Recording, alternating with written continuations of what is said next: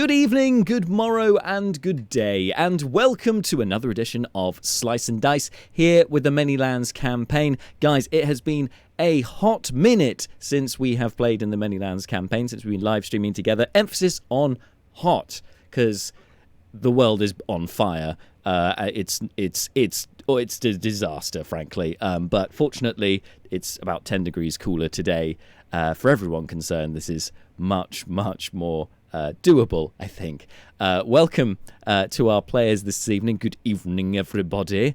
We've got nearly a full house. We're only missing two today. We're only missing Marta and Marshall. Hopefully they'll be along for the next one. Guys, thank you so much for joining me tonight. How are we all doing, first of all? I'm good, Jack. Thanks for asking. Melting, but good otherwise. A lot cooler in the north, 19 degrees, quite happy. Oh, rub it in. I mean, she's at one point just going to pull up an ice cube and just start rubbing it, and we're going to like, it's not melting, it's not melting. Ice cold water, great. Well, it isn't ice anymore. Whilst Angelique is slowly sinking during the stream as she melts into like goo. The water in front of me starts boiling, yeah. Please remain hydrated, players. Very important. If you don't have any water in front of you, now is your opportunity to go grab some. James, I'm looking at you. Hydration is important. Good. Sorry, I'm looking at you because you're the PT, so you should be down on this. You should be all over this. I have my frozen water bottle so that it stays nice and cool throughout the couple-hour gameplay. Excellent. Very good. Every time I'm muting. And every time I'm muted, I've turned my fan up to absolute maximum blast. So if I'm quiet, I'm happy. Excellent. Speaking of which, Pavel has joined in the chat saying Volvic is the best. Volvic, best water. So he clearly approves of your choice of water. Not only that, but during the holding screen at the start of today's stream, Pavel has done the insanity once again. He has resubscribed, so he's now. Hang on. They've subscribed for. So you're now on a 21-month streak, Pavel. Absolute madness. He is our number one fan. Yeah, Is undisputed. That's crazy. Thank you, Pavel. Thank you so much. Much appreciated. Absolute bad lad. Yeah, and we are. Yeah, you are guaranteed to be a guest star on this stream. It has to happen. Like this is, it would be incredibly rude not to. You're welcome, my favorite nerds. Thanks, Pavel. Jess is disputing Volvic with Highland Spring Water. So I'm a little bit behind in the chat. We are a Broadwater church. Harrogate is the best. Yep, as I said, we're a Broadwater church here, or maybe not even church. We're a Broadwater wheel Yorkshire, here. White Rose. Give us a proper water. Now, this is Civil War stuff. You don't want to get in between on this one, Jack. Trust me. That's why I'm sitting very firmly on that fence, and I'm choosing as a red rose to be the better person, and damn it. That bait was there for you. I know, but who won the war? Why won't you eat my bait, my tasty bait? Exactly. Now, speaking of the north, to an extent, Bart, since we last streamed, has completed not one but two. Both of his hikes for charity. Please give us an update. What's been going on? How are we doing with fundraising? Like all that stuff. Yeah, so I did the thing twice in the space of just over 2 weeks because I am a crazy person.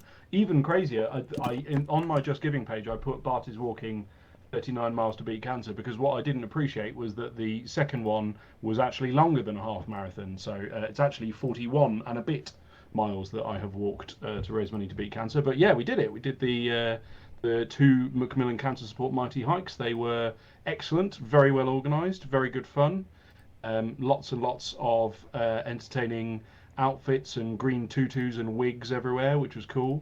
And really great sort of routes, and the weather was pretty good, by which I mean I only got rained on 2 or 3 times in Yorkshire. which is a pretty good hit rate. Actually didn't get rained on at all in the Lake District, which is genuinely insane. Yeah. And probably another sign of the apocalypse. But yeah, I did it. It was great. And in terms of fundraising, I am up to the mathematically implausible 129% of my target goal money raised. I was shooting for 500 and I am at 646. And a significant chunk of that achievement is thanks to the lovely people associated with this stream. So thank you so much indeed. But the polls, the lines are still open. No reason whatsoever why I can't continue to rattle the tin at people. If anyone has the money to spare, and that is a very crucial if, because money is only getting tighter. But nevertheless, if you do have some dosh rattling around that you don't have any particular plans for, and you fancy giving it to an excellent cause, then my Just Giving fundraising page is on our Twitch page, and by all means, send it on down. Thank you very much again. Thank you, Bart. Probably going to end up doing this again in the future. Excellent. Yes, I might have to join you on a future fundraising endeavor, future walks, and that'd be great. Can I? So, thank you for that shameless plug, but a worthy plug nonetheless. Shameless plug. And we've just had a new follower on Twitch. Hello, From Worlds Apart, who has just started following the channel. Thank you so much. I hope you enjoy tonight's stream. And one last time, let's give a round of applause to Bart. Fantastic work, and I'm going to give you a fanfare in the only way I know how on this stream, which is, of course, the air horn, which you guys can't hear, but the folks at home will definitely have heard that air horn. So it's very in keeping with the channel. But on a more serious note, as Bart said, you can still give right now for all money raisers going to Macmillan Cancer Support. Cancer affects 1 in 2 people now in the world. You don't have to play D&D to know the odds are not great with that. And the guys at Macmillan do fantastic work to support people living with cancer, and of course anyone affected by that as well, which, statistically speaking, is pretty much everyone. Most people will be affected by it at some point in their lives. So please do, if you are in a position to do so, please do give now and give generously. The link to Bart's Just Giving page is on our page still. Just click the picture and it will take you straight there. Now, one last shameless plug for you. Shameless plug! Now, if you after, of course, donating to Just Giving, to Bart's Just Giving, have some dosh left over and you're thinking, summer's here, I want to get some new threads. Well, right now in our merch store, you can get a hold of such delights as this t-shirt that I'm currently wearing. My picture froze suddenly there, and I thought, is that gone forever just when I'm about to model my t-shirt? 'Cause that would be the worst time. So we have many collections to do with D&D, to do with this campaign, one of which is the Crafty collection, which I am currently wearing. This is for the Crafty crew, a group of pickpockets which our party came across not so long ago. They are feared, revered, and scared throughout the Dragonborn kingdom, and perhaps not the most able bunch, but certainly the most enthusiastic. And if you would like to count yourself among their ranks, you can buy a t-shirt right now, or in fact other apparel and other items such as pencil cases and the like. You can order them right now on our merch store. Go check it out for yourself. There's a link to that on our Twitch page, and if you're watching this on catch up on YouTube, there's a link, I'm pretty sure there's a link on our YouTube channel as well. Go check it out. Anyway, without any further ado, does anyone else have any points of order, any shameless plugs before we jump into tonight's stream? Like, loosely translated for those listening to the podcast, that is, no, Jack, can we just get on with the D&D now? And we can. So let's, without any further ado, jump into tonight's session of the Manylands campaign here on Slice and Dice.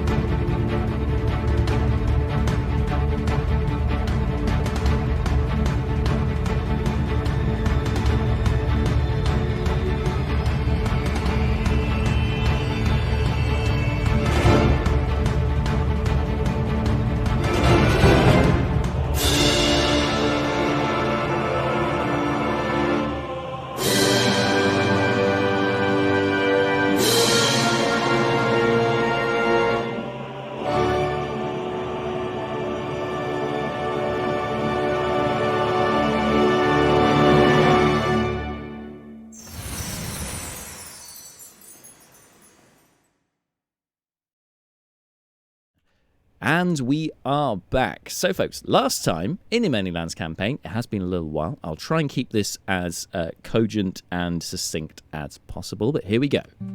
So, the party decided to continue their investigation into the assassination attempt against the leader of the Dragonborn Kingdom, King Zandak. And their inquiries of the Dragon Council, who work directly below the king, has led them to interviewing Caladan Lambold, the self-proclaimed richest dragon in the kingdom, or dragonborn in the kingdom.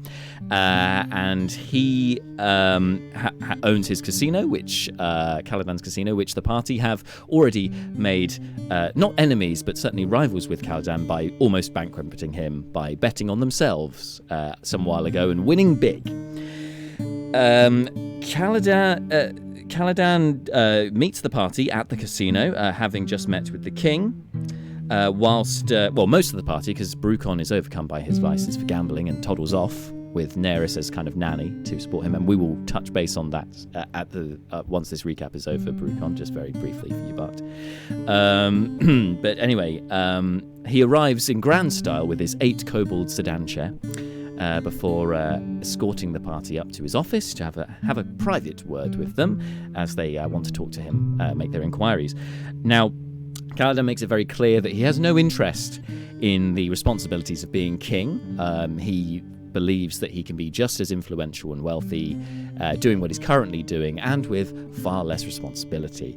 But nonetheless, the party speculates that this could mean that he could have perhaps funded or in some other way enabled whoever was behind the Dragonborn assassination, to which he has denied, and in fact was unwilling to offer more information to the party or lines of inquiry unless, of course, the party would engage in a little wager.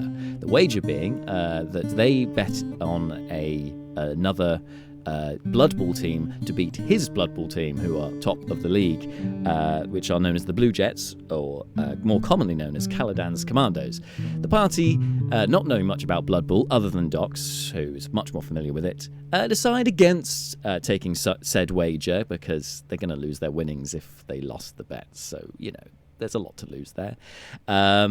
Instead, they decide to carry on with their investigation and leave Caladan behind. However, he does offer, as they leave, noting that they are in fact interviewing other members of the Dragon Council, that Dudra Denish's maiden voyage of his luxury cruise liner is going to be departing in 2 days' time. So if they want to interview Dudra, probably should do so within the next 2 days, or perhaps they might get themselves onto the boat themselves, and then they could interview at sea with a captive audience. Things to think about there.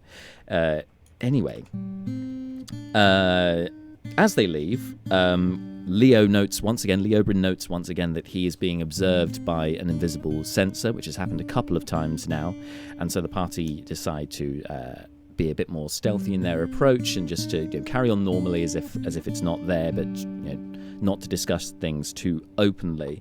And during this, Dox has a vision, which causes a nosebleed and her eyes to roll back into her head, and she is visited by her patron Etherel, who demands that Dox bring this Leobryn to her in exchange for more power, which Dox reluctantly, somewhat not petulantly, but with a little bit of sass, agrees to. But we go no further with that for now. Instead, Seth decides to use his familiar Rallum to talk to Damon again, but in disguise this time. Seth kind of disguises his voice, deep throat style, as a potential ally of the Red Mages to test whether Damon is still a member and to see if they are in cahoots with the Kobold Kingdom below ground and whatever's going on with them, and whatever this monster is that is below the palace. It all makes sense for those of you who've been following the story so far, but there's a lot of things that are touched on. Suffice to say, Seth does not get a lot of information from Damon, who seems to be singing from the same hymn sheet as before, so his story seems to check out so far. Meanwhile, Bruno goes back to get Brucon from the casino, save him from his gambling vices, while the rest of the party head onto the gold sector, and fortunately they do catch up with the rest of the party later on. But thankfully, having Dox in the party, who is someone who has some history with their next suspect that they are interviewing, Bidrekt Orexduhn, who is the heir apparent to the Moor throne. He is the brother-in-law of the king and brother of the deceased queen and uncle to the deceased prince. So Dox takes them over in disguise as her lizard folk persona, Ibex, to his mansion in the gold sector. Once they get there, the place is quite well fortified. It has a fence all around the property. It has a big gate. It has royal guards posted here because he's the heir now, and it's a rather large complex. So whilst Malar and Dox distract the guards, Seth goes into the shadows, turns himself invisible, and then with somewhat inept help from Rallum manages to scale the walls eventually and get into the estate. He eventually makes his way to a back door. Meanwhile, Dox uses her fey-like presence to enamor the royal guards, promising them, or alluding to promising them, a menage a trois, and takes them to the stables and leaves them while they're looking for a suitable stable to meet in. Leaves them while they're fussing over that to then open the gates and let the rest of the party inside, to which the rest of the party all together head for the front door. That's where we're going to pick up with the rest of the party, but Seth, meanwhile, has got to the back door. He opens it because he's, rogues, and he's very good with his thieves' tools. Opens this reinforced stone door at the back, sort of a secret back door. Opens it up, ends up in a kitchen, and then sends Rallum upstairs. Rallum, his familiar, is invisible at this time. Up the stairs to look for a study or a place that would have some suitable documentation. And the recap is over. Whoa. So, thank you very much. Thank you. I'm here all week. Picking things up at that point, Rallum is heading up the stairs. James, can you roll some stealth with advantage for Rallum as he moves upstairs in this in the mansion? Stealth for Rallum. Let me just pull up his stats and then realise that I've not got a D20 out. What? You've had so much time. I've got the other dice out, and they're in a nice little pyramid. I just forgot about D20. Other My role-playing dice are games are 200 miles available. away from me right now, so count yourself lucky to have any. Okay. That's fair. 19 for random stealth. Excellent. Rallum, he moves on up the... Well, he's actually in flying form, isn't he? So he would... he's like in raven form, so he's going to be flying up the stairs. Fluttering upstairs. As quietly as he can. It's a very grand marble staircase that he's flying up. And Rallum does note that there are occasional guards posted up here. He's now going to be on the hunt for... to obey his master's instructions. So, James, could you roll an investigation check for Rallum, please? Yep. Ooh, not as good. Rallum's investigation. What does investigation use again? Intelligence. It's not word. Intelligence. Then that's just a flat out 11. 11 altogether? Yeah. Thank you. All right. So with an 11, he is searching around. A lot of the doors are closed up here. Although, well, those that have doors, there are some archways rather than doors. He sees through one such archway and can see that there's wall-to-wall books. It appears to be some sort of library, and he goes in. Obviously, because he's your familiar, you can see through his eyes, and you can instruct him if you wish, but otherwise he's going to act of his own accord. So he's going to go into the library and have a look around in there. Meanwhile, the rest of the party are advancing on the front door. Are you actually going to knock on the door? Is that the plan here? Yeah, we were just going to try and sweet talk our way in, were we not? Sounds about right. Just remind me who's in there, who's inside this, who's residents. The This is the heir, Bidrect Orexduhn, and his guard, Okay. and his Right. could be some servants and whatnot, but his retinue. It's his place though. But yes, so there are two very large reinforced iron doors, double doors, which on the face of this otherwise conical shaped white stone building in the same style as most of the architecture here in the Dragonborn Kingdom of Rachir. So they don't appear to have any windows. There's no way of really seeing through these doors. There are sort of, again, that's sort of similar to the palace, those Parisian-style, very narrow, very tall windows with kind of a tight lattice. But there are a few of those. So if you wanted to, you could probably go and have a look around there if you wanted to look in. Otherwise, doors right there that you can certainly knock on it. There are large bronze knockers in the shape of dragons with the sort of hoops in their mouths. So Malar is going straight for the door. I don't know if you want to do something subtly different or not. To be clear, the rest of the party are with you as well. So Brucon, Brina, Okay. you're there too. Brina just nervously stands behind Malar. She does not like this one bit.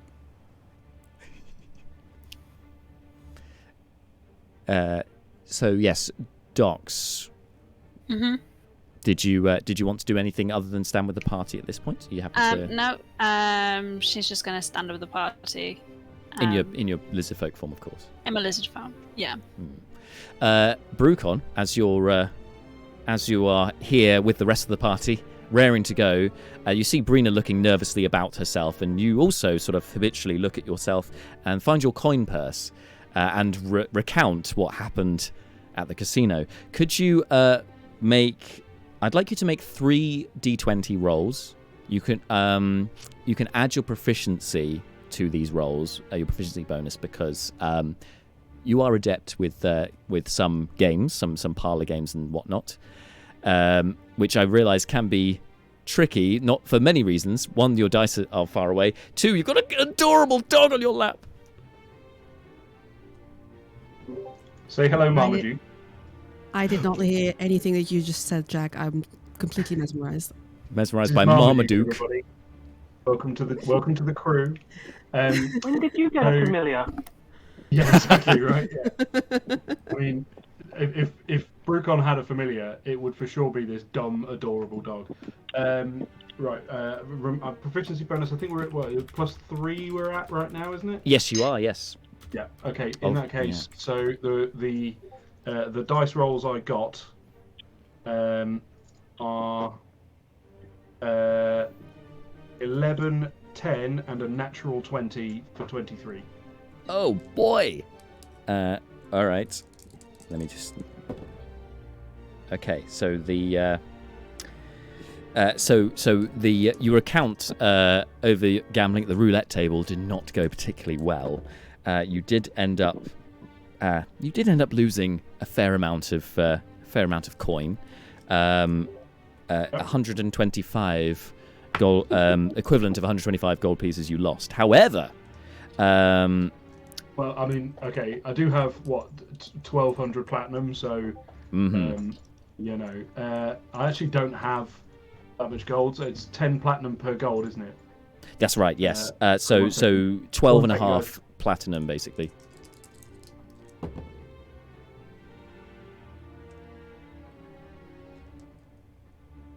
Sorry, had to bid a tearful farewell to the dog. Right, Not a problem. so I've lost However, 125 gold. However, you did pull it back. You did recoup some of your losses with that natural 20. So you did, in fact, you only lost 50 gold pieces in the end. Could have been a lot worse, but you pulled it back at the what was it called? And one of the card tables. I forget the name of the game now, but yeah. Don't worry. I'm not gonna I'm not going to have a go at you about suspension of disbelief. Not a problem. I should also note that Brina did have portent rolls last time. Thank you for reminding me in the chat, you guys. Yes, and I've noted them down. Brina rolled a 1 and a 9. They're portent. Ooh, that could be useful. Could be useful. Yeah. Something weird is going on with my D&D Beyond, but anyway, it doesn't matter. If I refresh. No worries. So anyway, the group are sort of gathered outside the door. I think Malar's kind of in the lead at this point. This seems to be, well, him and Doc seem to be sort of spearheading this plan, and Doc's was the one that managed to get rid of the 2 guards temporarily. So time is probably of the essence here. Malar, what are we doing? Knocking on the door. You knock on the door. A couple of moments pass before the door opens a crack, and a royal guard sticks their head through. Noting that you are not in fact dragonborn, but there's a lizard folk. He backs away, closes the door again, just to say, "Oh, good evening." Close the door. A few moments later, the door opens again, and this time you see a much more diminutive creature, a kobold, in fact. Appears to be in some kind of tabard. Yes, state your business.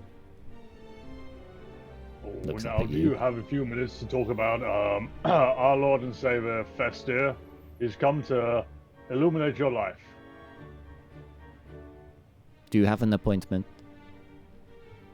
Well, that would be an ecumenical matter, I'm sure.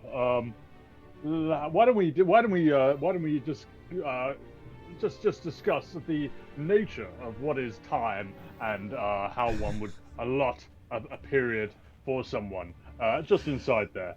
Can I just start to lean on the door while this is happening? Yes, you can. You can indeed do that. You can make a persuasion check first of all, as you go to do this.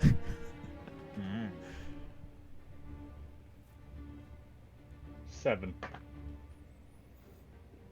The kobold goes, not today, thank you, not today. And then you start leaning on the door, and they're leaning on the door.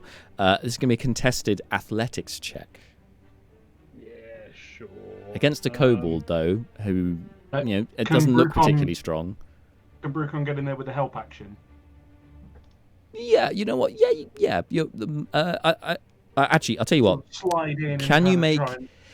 in order to do this, you will need to make an initiative check to see if you do it before this happens, all right? So roll initiative. I'll also roll initiative. And if you win, you get to help. I'm still trying to find a satisfactory dice rolling website. Let's try this one. I can save you some time because I rolled a 3. And I'm pretty sure your static bonus is better than 3. So... it is. And I rolled a 5, but with... but that's without the Dex mod, which would be a +4, so 9. So yeah, you get that. You see what's going on here. You see Malar casually going to lean on the door. You get into help. So Malar, you can now make an athletics check opposed by the kobold with advantage because Brucon is helping you. I feel like Brucon was kind of like Brucon's kind of zoned out and just kind of like think about, God, that was fun doing all that gambling, and then he just suddenly kind of goes, no, wait a minute, our window is closed, and kind of like gets in there with a bit of extra leverage. I love it. That makes total sense. Snaps out of his reverie for a moment. Oh, for God's sake. What do you get on your athletics? 16. Okay. This kobold is not strong, and I rolled a 3 again, so that's actually a 1. So yes, you do manage to lever the door, and you are... it depends how hard you want to open it, really, because you probably don't want to bowl the creature over and make lots of noise, but you certainly are in control of this situation. As the door is opening, I will obviously move into the space that's vacating it and just try and use my bulk to sort of almost usher him backwards, like, I guess, intimidate him a little bit, just to move back, just to let me in. He kind of notes that your size and the size difference between the two of you, and that if he doesn't move out of the way, you are going to go through him. So he does start backing off. The Dragonborn guards flanking the door, however, are in no way in such a charitable mood, and they start advancing from either side, pull down their halberds in front of you, and in Draconic, Docs, you understand that they are saying, "Stop." Oh, now, fellas, let's not be too hasty. I just want to understand what it takes to get a meeting with the Lord of the House, as it were. Now, I'm a visiting dignitary and indeed a pit champion. So maybe if we just, I don't know, just take it easy and let's have a conversation now. Then, where is your appointment book? I'm quite busy and I would like to, make an appointment. Yeah. I would say. Sorry, go ahead, Bart.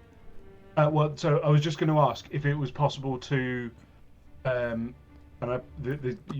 answer may be no, which is totally fine. But I was just wondering if there was any chance that, so Orexduhn's quite well known, right? Like he's one of the kind of the better known people in the city. Yep. Is there any chance that at some point Brucon has overheard some gossip about a rivalry? Like, but basically what I'm looking for, if I was looking to go, you want to get in on this offer before it goes to person X, is there any chance Brucon might have an idea who the best person X to name drop would be? I would say that the only thing that Brucon will know is that, about Caladan Lambord being the rich, or claims to be the richest dragonborn in the kingdom, and the gold sector is meant to be the most affluent. Obviously, Orexduhn's head of the gold sector, so you know that. You won't need to roll for that. However, Dox knows a lot more about Bidrekt Orexduhn, and so if you would like, Jess, you can roll a history check for Dox to see if she knows more about the rivalry, any rivalries or any other sort of leverage you could use on Orexduhn. That was 21. 21, damn. With a 21, Dox, you are aware not only of the potential rivalry of the, who's the richest, as it were, between those two characters, but you also know of the deep run sort of animosity and rivalry between the gold sector and the black sector. So that's between the gold dragonborns of Orexduhn and Zarndakers of Clan Zarn, so different. Anyway, the gold clans and the black clans, including this will be Nither Xerox is the leader of the black sector and is also head of the guard. There's a deep-run rivalry between those going back to the formation of the Dragonborn Kingdom and before. There is still old wounds there, and that is definitely something you could exploit should you have the opportunity to. Interesting. You're welcome. You are welcome. If you have any other things that you... With a 21, I would say that if there were any other sort of Dragon Council members that you wanted to get in on it, you would have information on them too, but I'll just provide those if you ask for them rather than do it all now.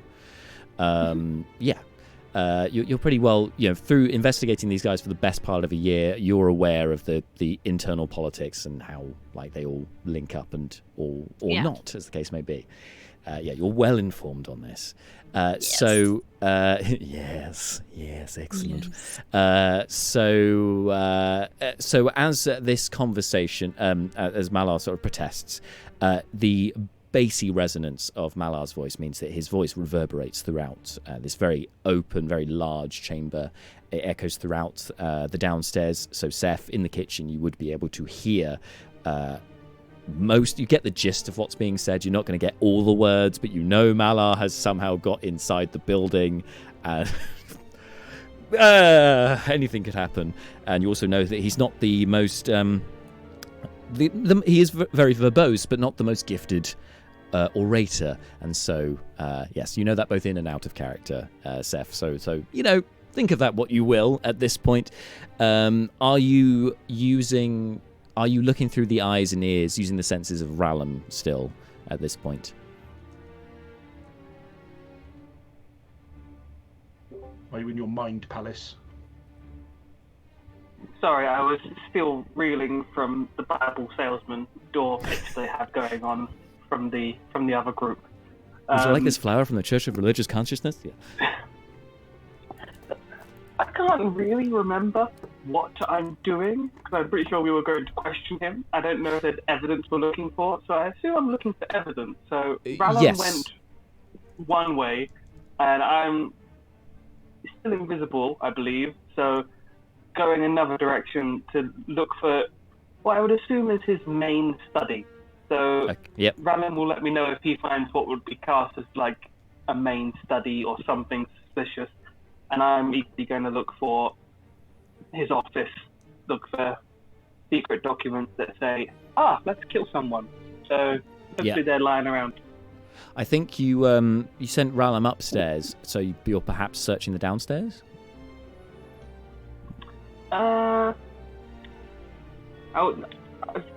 Depending, is the place big enough to have sort of like, if you went up a set of stairs, be like one section to the left, one section to the right? Yes. Like, could we split off upstairs? You could split off Office. Upstairs. I'd assume office would be upstairs in a mansion. So Sure. we We'll want make to that cover the top assumption. floor as quick as possible. Okay, so you're going to go up too. So you can make a stealth check with advantage then. So you've sent Rallam up first, and now you're going to make your way up there. Ooh, not the best. I only rolled a 12, so that's just a 23. Oh, diddums. Oh, those are rookie numbers. All right, so for rogues, obviously, with expertise and stuff. All right, so you head on up the stairs like a shadow, but you're invisible, so even better than a shadow. Just a whisper on the breeze. You head up the stairs, the marble staircase, being careful to keep your feet, keep your light on your feet, because echoey chamber. Head on up the swirling staircase. And whilst Rallam went to the right, you go off to the left. You also note that there are guards, and as you have heard Malar's booming voice, some of these guards have rearranged themselves, and a couple of them are heading downstairs. You manage to get out of the way, obviously, and they kind of walk past, oblivious to your presence, and head on downstairs. Is there any location where guards were like very clearly standing in front of a room that they've moved from? Yes. Like, was there a particular room that seemed to be guarded as opposed to the other ones, which just like people walked Yes. past? So after the guards have rearranged themselves, there are two rooms which appear to be, or two areas, should I say, that appear to be guarded particularly, as in standing across a doorway or what have you. There is one on the side that Rallam's on, and there is one on your side. I'll check my side's one. Your side one. Okay, so for this, make a perception check.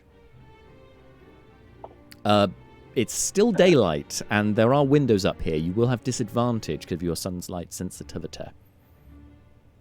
Oh, that's not too bad though. 16. 16. So Only, squinting. disadvantage only took me down to. Oh, that's all right then.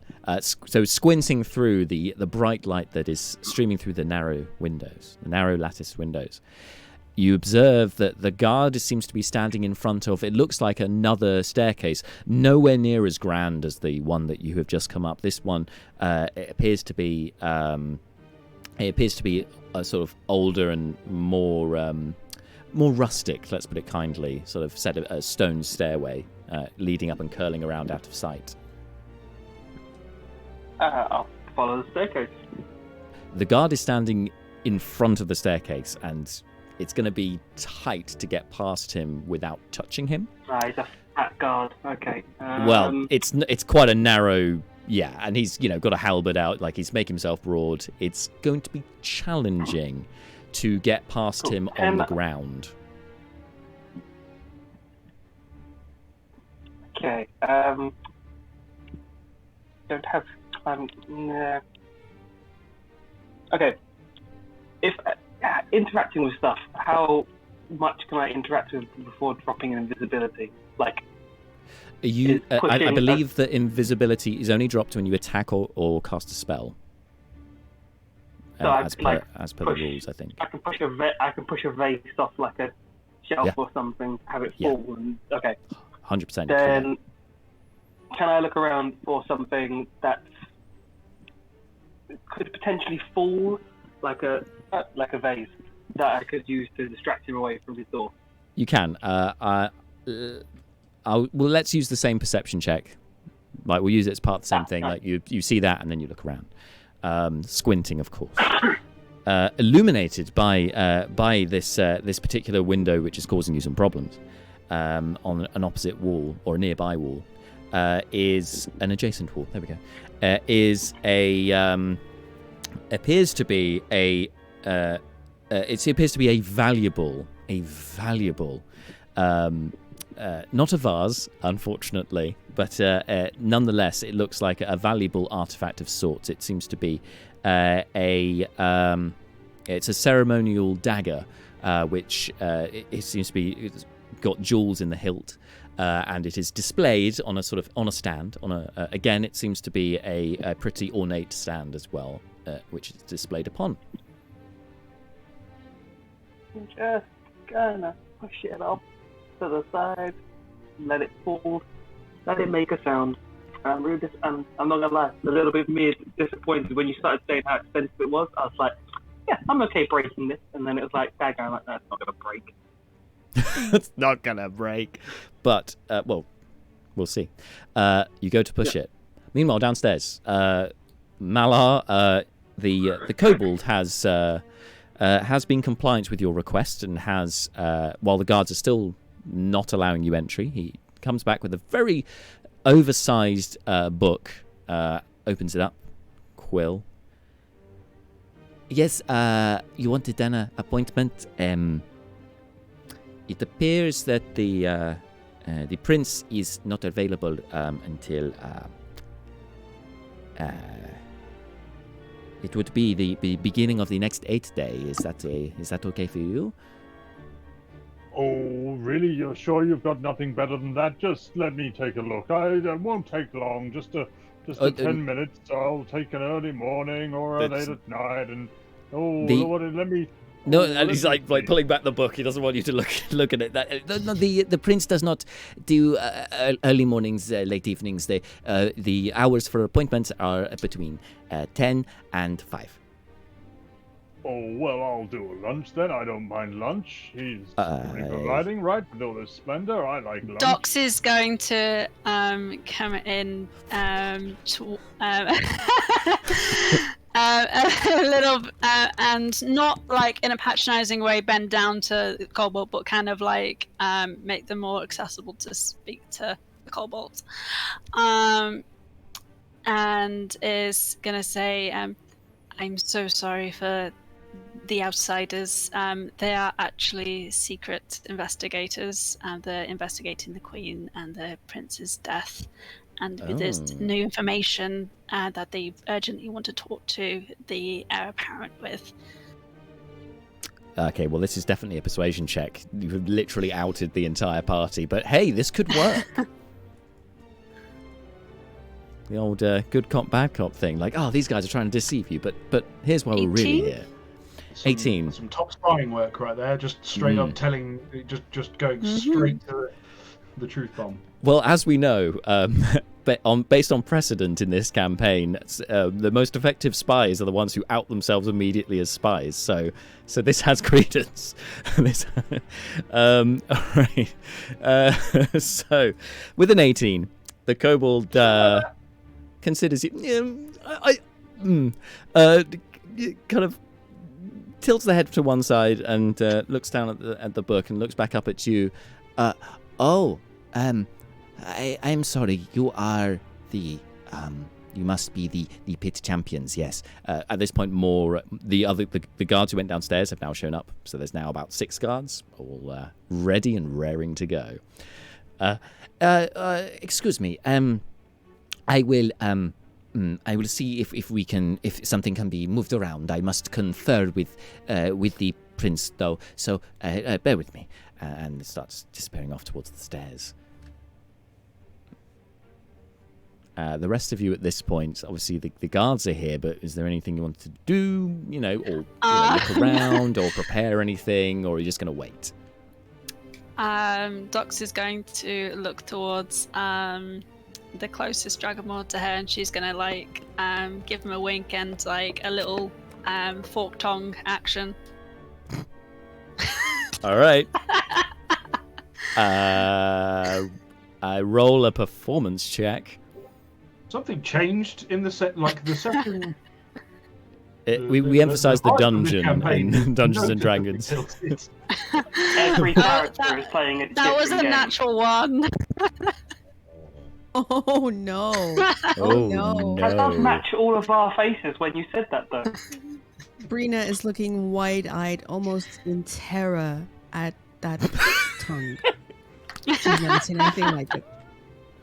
Up until now, I feel like Brina's been quite respectful of Docs and quite appreciative of her skill set and her privacy. But I mean, she was already a bit bewildered by how Docs managed to charm her way into the building, into the grounds. But now, I was not What there. is- If I was, she would have been appalled. yeah, she like I get the impression Brina's a happy-go-lucky character, but like, wow, what is this?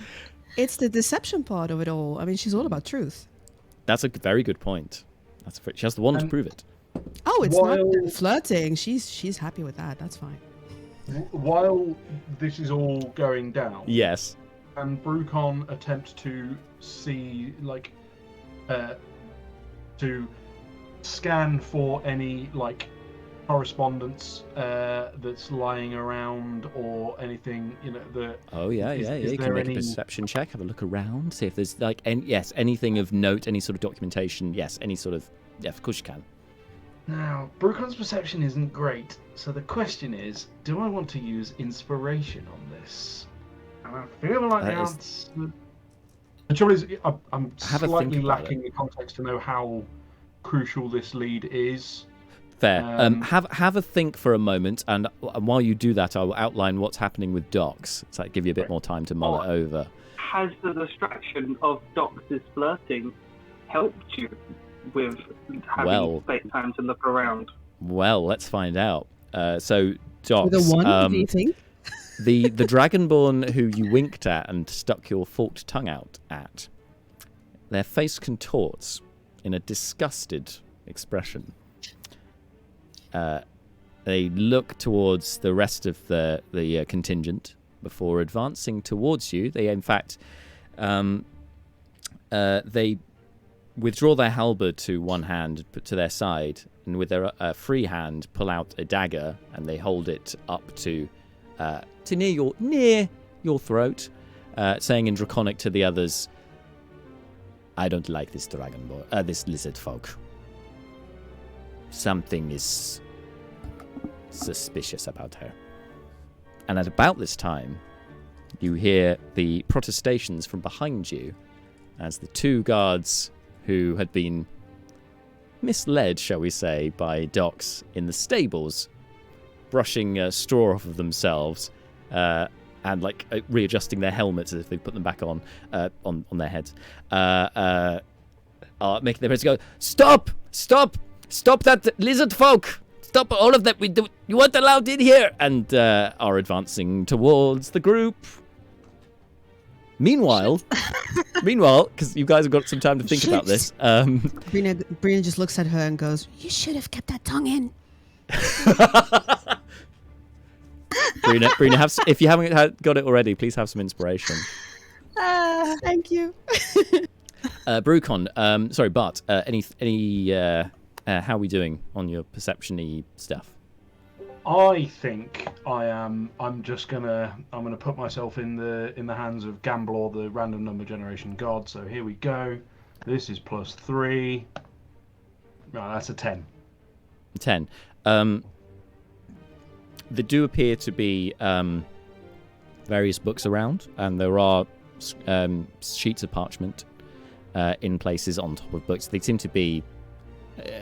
They are occasionally dotted around. It doesn't look like this is the area for randomly it. But occurring paperwork is what yes. yeah, okay. I mean, in for a penny, in for a pound. Brucon's going to try and seize the opportunity. Can I make a stealth check to try and surreptitiously shove one in the back pocket? You can. It's going to be a difficult check because these guys are right here in front of you, but you can try. Sorry, if you're trying to sneak stuff into your pocket, that's more of a sleight of hand than a stealth. Yeah, okay. If you're trying to slip away from the group, that's a stealth check. But I think if you're trying to just grab stuff, that's definitely sleight of hand. How do you want to do this? Yeah, I mean this is not this is not that. I kill the paperwork. I kill it real good. Now, I think Brucon's gonna kind of look around and kind of go, "Is this an opening?" And then sort of go, "I think probably not."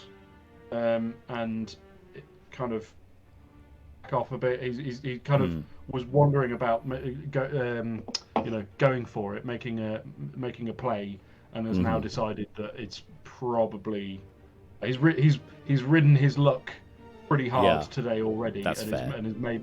I think Brucon's just about smart enough to know when not to push it too fast. I know he's going to. Excellent. Meanwhile, upstairs, Seth. Speaking of pushing their luck, Seth, with the guard bodily blocking the entranceway to the next stairwell, what's your plan? Oh yes, you've knocked the dagger over. I do apologise. You push the dagger. Clatter, clatter, clatter, clatter. The guard looks over to it like 3 clatters. Yeah, clatter, clatter. Looks down at the dagger on the floor.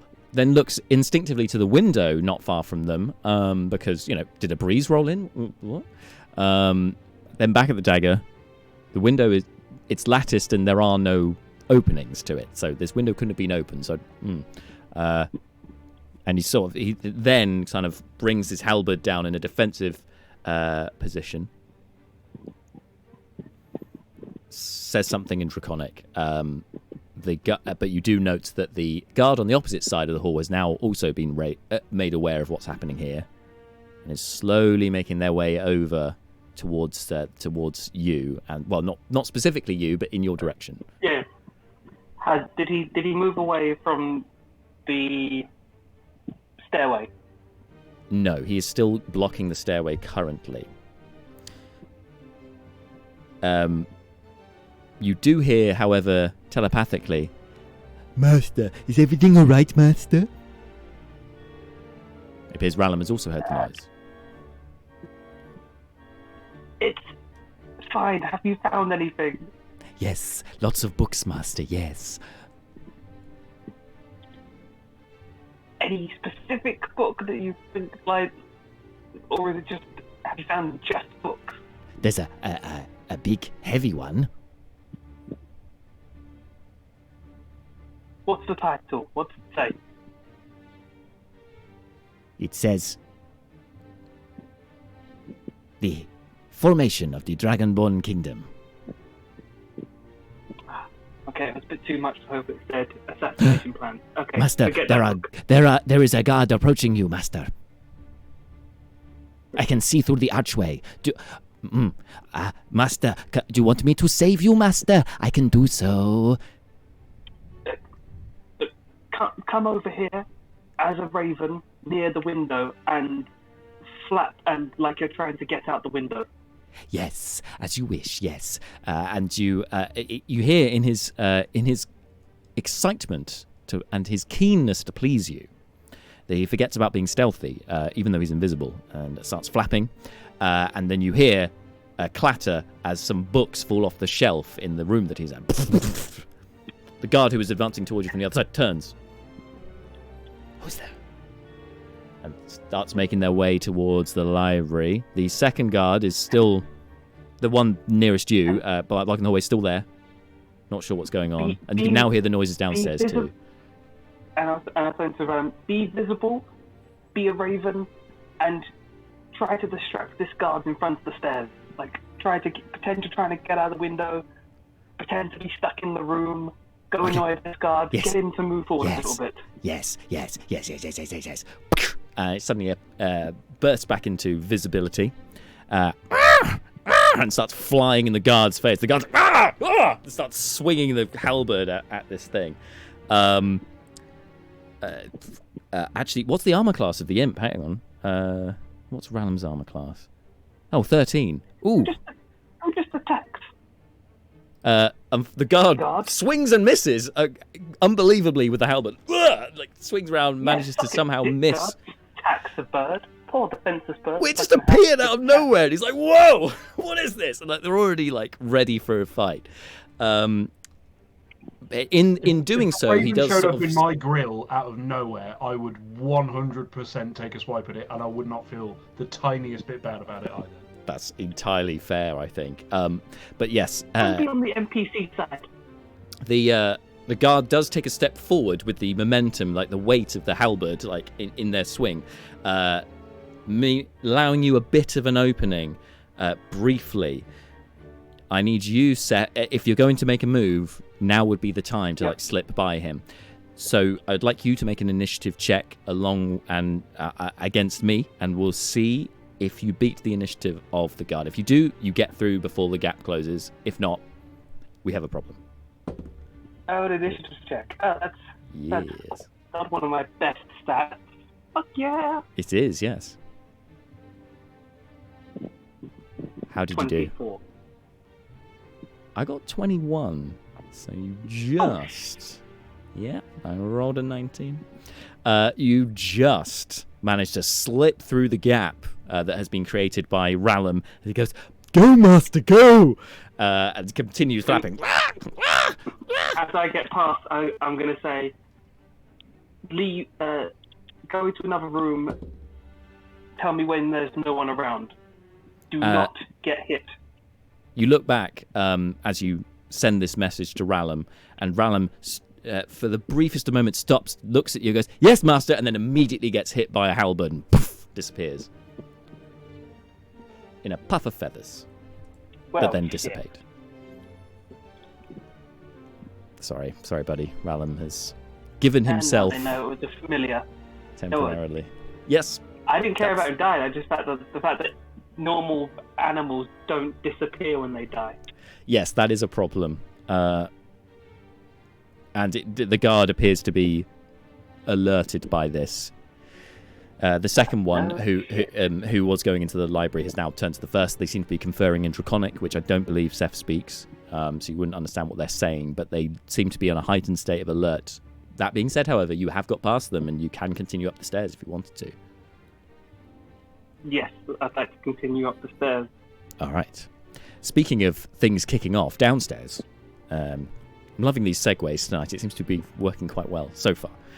If I say so myself, it's, the DM doing their thing and dying in the heat. There's a strong sitcom energy about what's going on right now. Well, I mean, yeah. This is Monty Python-esque D&D, and I'm all here for it. So you guys, you've got the 6 guards in front of you. You've got the 2 advancing from behind who have been. They've been not cuckolded, but they certainly have been humiliated to an extent by Docs. They've been fooled into thinking, and also the effect of the Fey presence is worn off as well, of course. So you know they're feeling a little duped at this point, red-faced as much as a dragonborn can be, and approaching in a huff. What are you guys? What are you doing? What's the plan?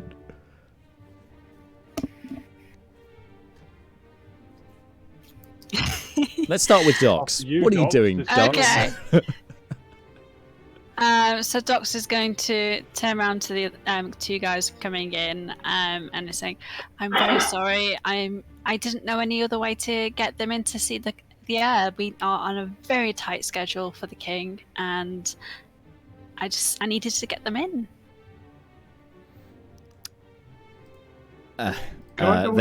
Is Docs doing all of this in Draconic or in Common?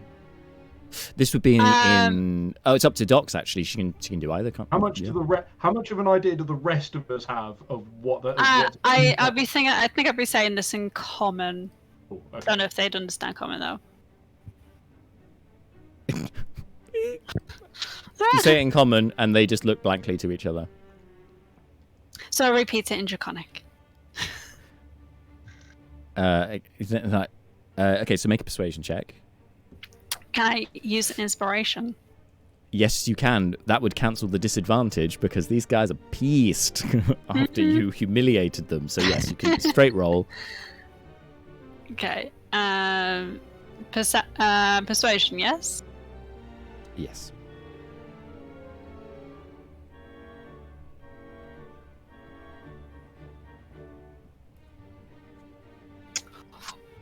21. Nice. Wow, inspiration was well used, I think there. So despite their anger, their faces soften a little bit as they look to each other, and the guard that has the knife to your throat says in Draconic, like, "What are they talking about? What she said? What happened here?"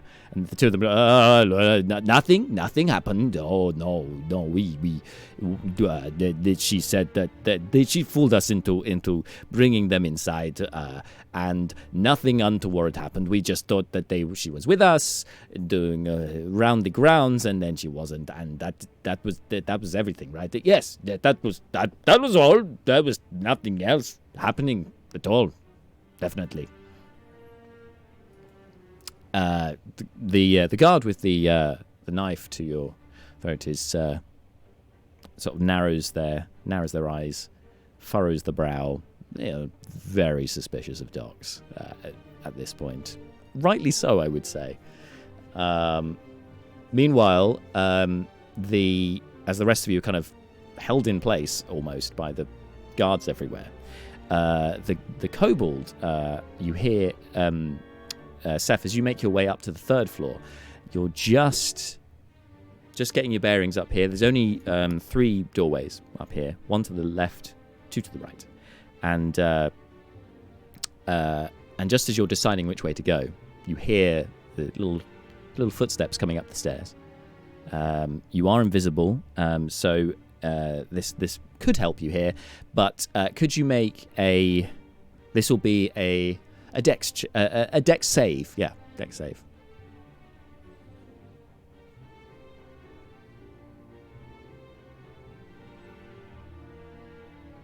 You are muted, James.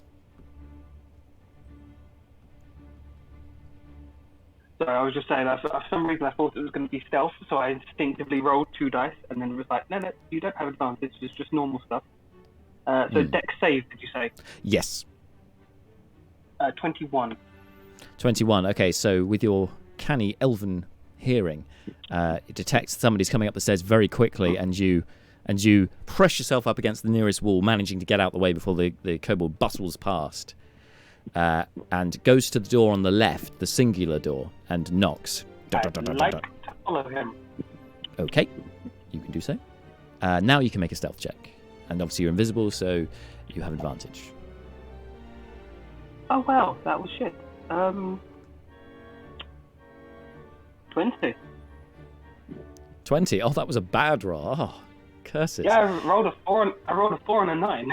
I forgot to unmute, so none of you heard me when James said, "Oh, that was shit." I literally said, "Watch this be like an 18 or something," and I actually and it turns out I lowballed it. So yeah. I love it. Feel free to leave your mics up, guys, for these kind of comments, because it adds to the experience. It's like we're in the room together. But I appreciate the mic discipline at the same time, so it's working out the balance, you know. But yes, thank you for unmuting to give us that comment. That was great. I enjoyed that. So yeah, with your below average 20, you remain hidden as you hear a voice on the other side speaking in Draconic. The kobold says something in Draconic as well. There seems to be an interchange between the two. Eventually, the door opens, and you see standing in the doorway is a dragonborn male, well groomed with a chin beard, and gold scales prominent on their brow. Most of the dragonborn generally have hints of their ancestry rather than being totally one color of scale or the other. So in this case, it's a gold brow, and holding themselves with their nose, their snout very much high, at the highest point of their head, very much with their chin jutting forward. They are.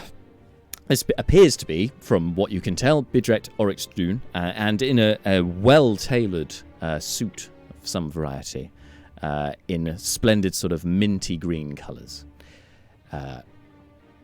And this exchange continues briefly before Orexduhn nods courteously and the kobold leaves and heads back down the stairs.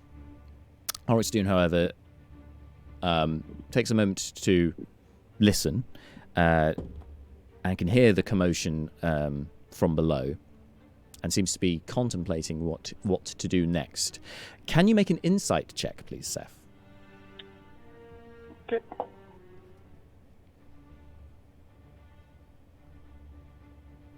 Inside 11. 11. Hard to read his features, given that you've only just met this fellow, or just seen this person for the first time. You have sort of in passing noticed them at a couple of the events, but they have notably not made their presence known or bothered to interact with the pit champions. Seems perturbed about something, and goes into one of the rooms to the right momentarily. Can I follow him? I'd just like to stay. I kind of just want to stay behind him so that if he goes into a room and then immediately closes the door, I can go into a room with him. Yeah, you can certainly try. So he goes to the room on the right. You kind of follow quite closely. Make another stealth check, please. Ooh, fuck yeah. 26. Quietly, but keeping relatively close behind him. This room appears to be a guest room, but it doesn't look like it's been used very much. There's sort of, although it's not dusty, because clearly the staff have been keeping this clean. It doesn't look like it's been used very often. He goes to one of the bedside tables, opens the drawer, and pulls out a pewter tankard, and just kind of looks at it for a moment before turning around, and it looks like they're about to head out of the room. You again need to press yourself out of the way. It's not the biggest of rooms, so I will need you to again make this will be a dex save again to try and get out of the way. 21. 21. So many Stick 21s tonight. It's the roll of the Surprisingly, night. all with different things. Yes. So you manage to press yourself against the wall, get out of the way, as Budret takes the pewter tankard and goes back to the room they came from, closes the door, and you hear it lock behind. Did he take the pewter tankard with him, or did he look at it and put it back? He did take the tankard with him. He took it with him. Okay, and I was still thinking about 21. Did I just get locked in a room? No. He locked the room that he came from, not your room. Your room was unlocked. Okay. And, yeah. Cool. And it's been left I unlocked. was like, the door's that was closed, but it's... Terrible. I was like, that was a terrible time to stop paying attention, and then suddenly you come back to reality, and you're like, wait, I'm locked in a what now? I'm stuck in a room? Oh, no. Yes, that could be a disaster. He took the pewter tankard. Yeah. He's left, and is he now going downstairs? No, he appears to have gone back to the room that he came from and locked himself in. That's what you have observed. Okay. There's another room up there, isn't there? There is another room on... Yep, there's a third room which... so there's the room that he's in, which is locked, on the left side. On the right side, there's the one you're in, and there's one other. I'll do a quick investigation around the room I'm in, especially that drawer that he took the pewter tankard from, see if there's anything else that could show what it was. You certainly can. Hold that thought. We will do an investigation check when we recap with you again. Or you can roll it now, that's fine. And meanwhile, as you're rummaging around, the rest of you doing not an investigation as such, but certainly getting your bearings as to what is going on, because this situation is rapidly evolving.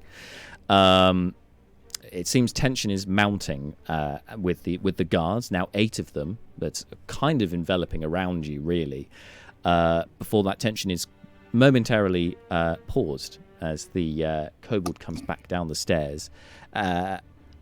just as the as this guard with the knife to Dox says, in Draconic says, I think we should get them to leave right now, or else something bad could. And then the kobold interrupts.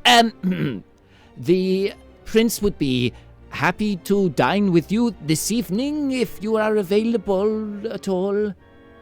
Yes, and looks very nervously around at the guards, along with the party. Neris with you, who hasn't said anything at this point, is her outfit of smouldering is working overtime right now. Lots of black smoke coming up from that thing. Oh yes, I could certainly eat. Yes, I think. And I look around at the party, sort of nodding, like, yeah. I'm hungry. Oh yes, capital. We can all eat. Thank you. Whatever suits you, sirs. The dinner will be at 7 p.m. So you have so that would be a few hours from now. But he is very busy in the meantime. If you do not mind coming back then, there is no need for any bloodshed. Brina's visibly disappointed. She's hungry. Well, bloodshed is the last thing we want. So yes, excellent. Dox is going to get some ration out of her bag and give some to Brina, but she's Here, have a lollipop. making sure it's seen by the guards. Okay. This is how good your hospitality is. This is how good. Oh! I am so sorry. If you are famished, we'd be happy to provide some food for our esteemed guests, the pit champions. One moment, I will go to the kitchen. The guards here will show you through to the drawing room. Just this way, please. And gesticulates to their left, so you're right. And the guard with the knife to throat huffs and then puts their dagger away. As we're following them and walking to the drawing room, I kind of tug down on Dox's sleeve. Mm-hmm. I wasn't really hungry, but thank you. It's okay. That It was deceives not even really me. for you. Thought that was an in-character choice, but no, it was a deception all along. Brina is the This real party spy. is a bad influence on me. Brina is the true spy and has been all along. All right. I would like the party to note that Brina chose to lie while I was not there, and it cannot be blamed on Seth's influence. Well, certainly not directly. Via Unless osmosis, it was to perhaps. save his butt. She assumes that his butt needed saving. You spent enough time with Seth, maybe it's has become a part of you through osmosis. Could have happened. So you're shown through to a drawing room. Most of you. Seth, meanwhile, is upstairs, rummaging through the drawers. What did you get for your investigation check?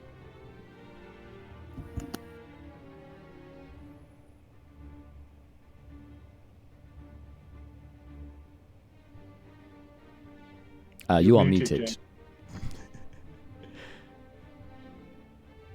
Thank you. No, you're muted again. Oh, you're off. Sorry, every time I go to press it, it double clicks. So sorry. Classic. It's like how you were just unmuted. You were just speaking. He's toying with us now. Let me speak. But I rolled a 16, so it's 17 total. It is safe for you to speak currently, quietly, obviously, because but you're on your own. So anyway, you investigate the. 70. There are some very fine, very dapper items of clothing in the armoire. There are scraps of parchment unused in the bedside table, but there do not appear to be any documentation, anything that anything that you would assume could be obvious evidence in here. It just seems to be a regular guest bedroom in a fancy place. I will go to check the other room, which is not occupied. What I believe is not occupied. Yes. Well, you don't actually know. As you go to open the door, it appears to be locked.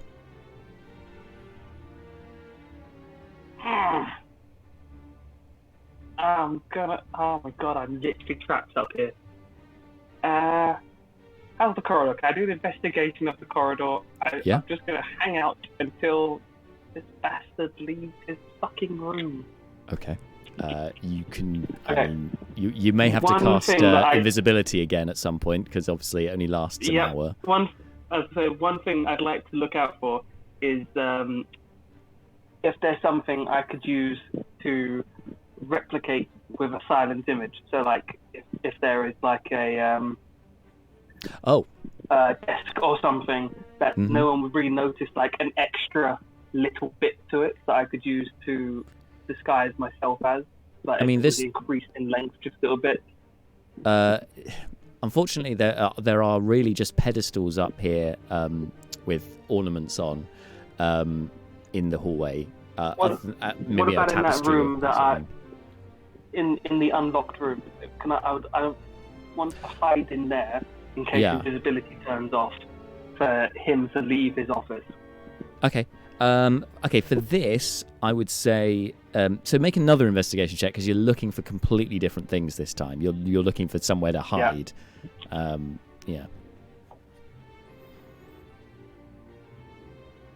You say investigation or perception? Investigation, please. An 11. No, a 12. 12. Another 12. Okay, great.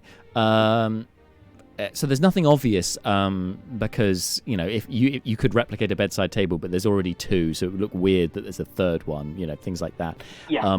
The only thing you do note, however, is the armoire is big enough for you to get in if you wanted to, or it'd be a bit of a squeeze. But given your lithe elven form, you probably could fit under the bed. Okay. It's like child's hide and seek territory. If my invisibility runs out before he leaves, I'd like to hide under the bed. Under the bed rather than under the sheets. That's totally fine. Yeah, but that's if my invisibility runs out. So as I said, it'll be a bit of a squeeze, but you might be able to get there. Get under there. I'd also just like to, if I've got time, because he's locked himself in his room, check windows to make sure I have an escape route. So I jumped out. Yeah. I want to unlock some windows so that if worse came to worse and I have to make an escape, I want to know which window doesn't lead me to certain death. Right. So you can certainly look out of the windows. Oh my god, it's going to be all of them. They're all going to lead to like a straight 3-story plummet down. Well, remember the building is conical shaped, and you are on the second floor. You are like on one of the higher floors here, perhaps the highest floor. And these are quite narrow lattice windows. They have openings at the top, small ones. You wouldn't be able to fit through those. The best you could do is, with enough force, you could probably break the lattice and go sideways through the window. But you are on the second story. It would be quite a fall, or slide, because it's conical shaped. So I guess you could, theoretically at least, slide down the building, which may cause less damage. You may not hurt yourself as much as you would if you fell 2 stories. So, oh my god, I'm going to die in here. Cool. I should say that the walls with the windows on are slanted, giving away sort of that conical shape as well. Cool. Yep. I'm gonna die in here. I have no clear escape path. I'm gonna die in here. Yeah.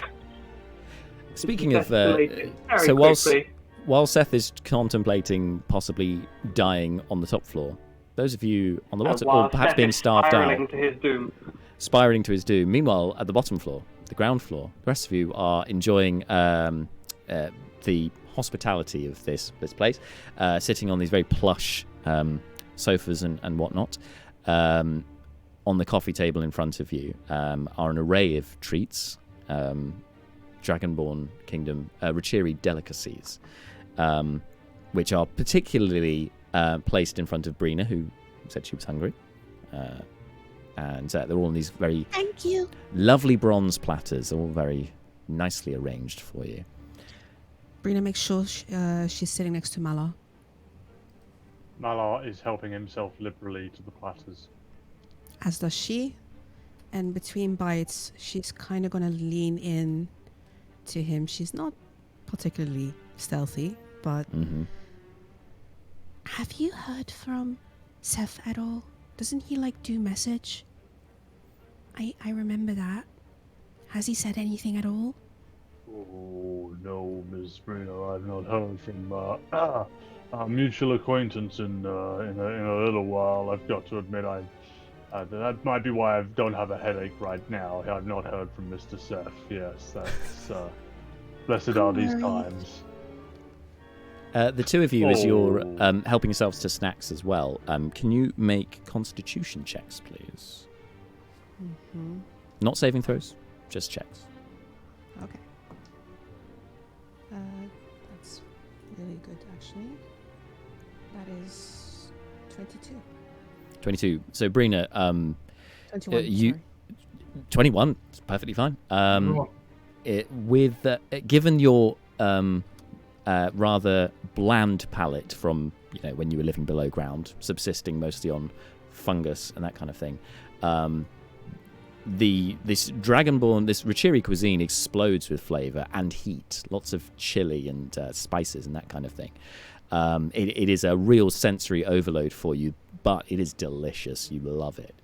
This is tasty, chef's kiss. Mala, what do you get? Yeah. 19.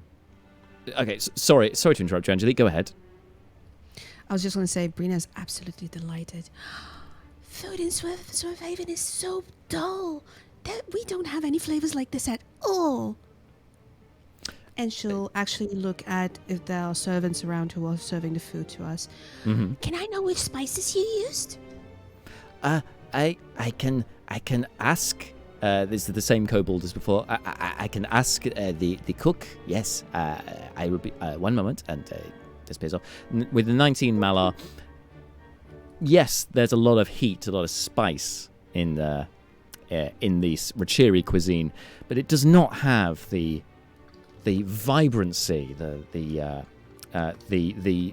difference in flavor, the variety in flavor that you have come to experience back in Isk from your home. It doesn't match up. It's not as good by any stretch. But, Iskan food is the best in the world, so... Malar, upon hearing Brina sort of say this is great, Malar will be like, oh, Miss Brina, you should sample the delicacies of Isk. We have food from all the corners of the Manylands. It is truly a wonderful palate for the tongue to experience. That sounds amazing. I'd love to try. Oh, one of these days, Miss Brina. That sounds great. Meanwhile, what does a dwarf have to do to get a drink around here? They bring forth a tray of shot glasses. You get by the aniseedy smell. This is it's traditional. It's traditional Rachiri fare, and from the experiences so far and the inns and stuff, this is probably going to be Dragon Buka or similar. Yeah, well. Have at it, Hoss. I'm not coming back, baby. Okay, so Brucon, you also need to make a Constitution check because this is liquor. Yeah. I'm just gonna keep blundering into these situations until it goes wrong, and then probably keep doing it after that as well. Well, it makes sense for the character. He wants to try out all these beverages, particularly. He's big on this. So sorry. Yeah, that's a 7. Oh no! Advantage. What's a dwarf have to do to get a drink around here? Knocks. To be fair, I do have advantage against poison.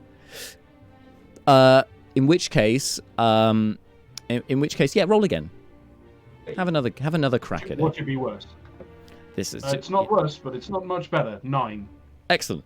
So, what does a dwarf have to do to get a drink around here? And with all of the arrogance and pomp that's. Yes, just neck one, and immediately the heat. It threatens to threatens to overwhelm you to a point of expulsion. However, you basically end up coughing and retching, somewhat, uncharacteristically for you, to the point that it's concerning. It's very characteristic for Brucon, I assure you. But you are currently poisoned. You're not immune to poison, are you, as a dwarf?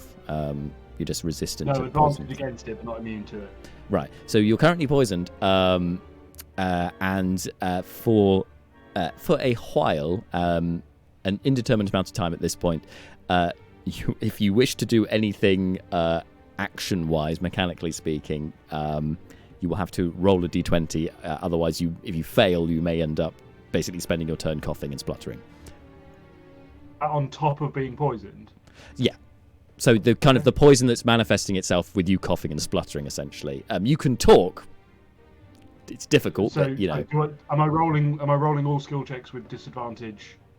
Currently, yes. Until the effects subside, yes. Brucon has a brief moment where he sees the secret truth of the universe, and it doesn't sit right with him, and he does that thing where when someone's really blitzed, where they're just everything, they're incredibly deliberate and careful about every movement that they make. It just knocks his trick back and just kind of goes, oh my god. Puts it very carefully down, and sort of in a very wobbly way turns and looks to the rest and goes, "This is good stuff."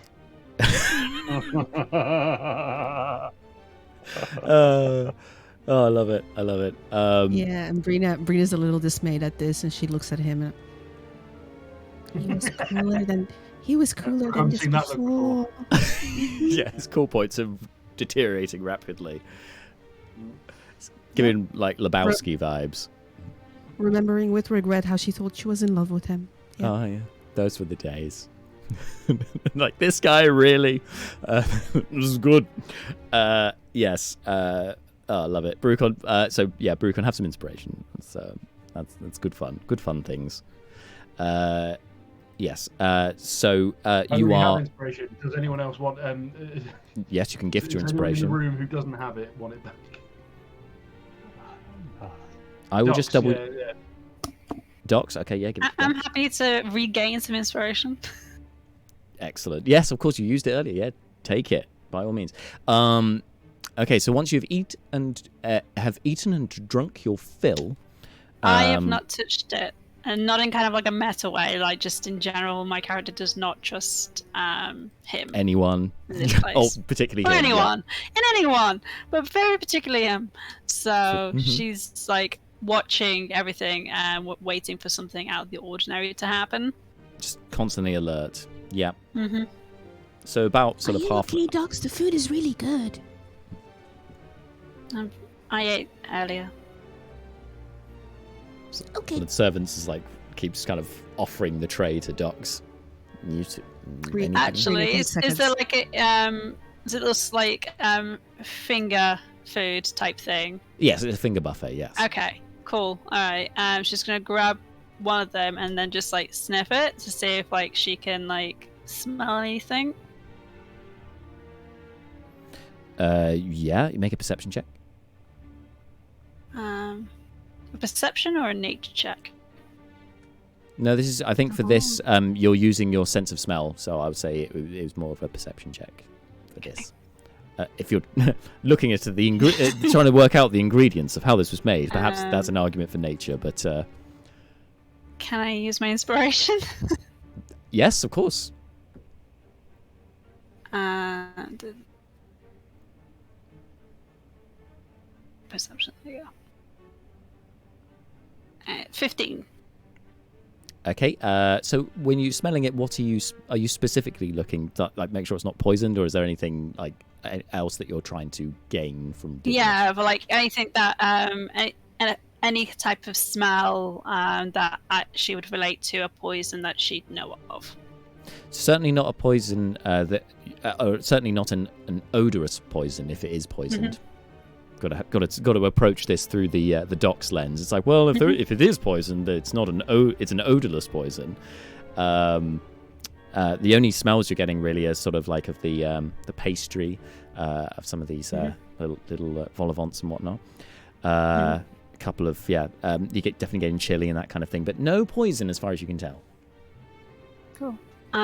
She's gonna put it back on the tray and be like, I thought I wanted it. I'm sorry.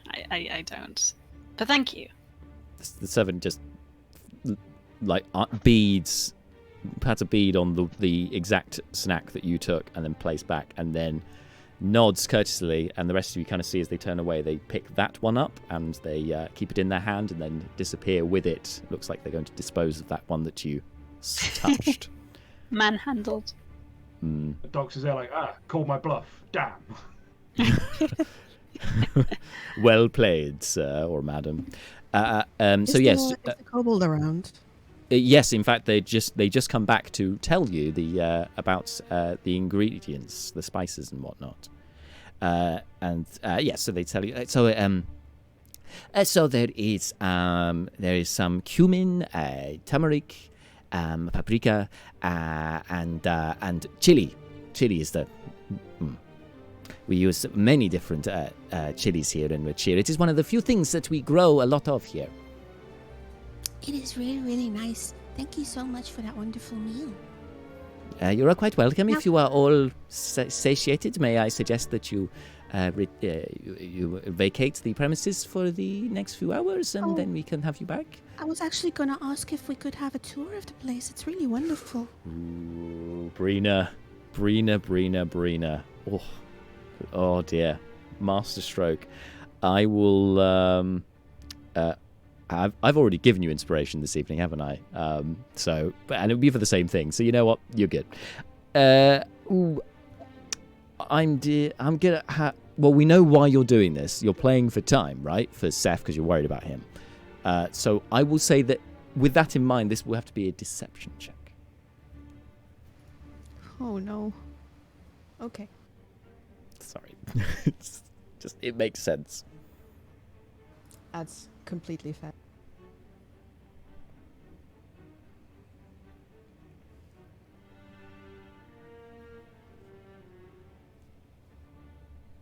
You can, of course, use your inspiration if you wanted to, but you need to declare it before you start rolling. I have not rolled. I was just looking at what it was.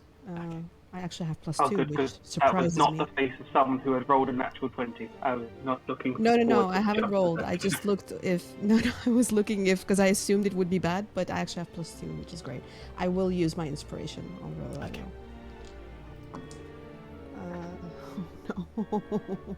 Oh no.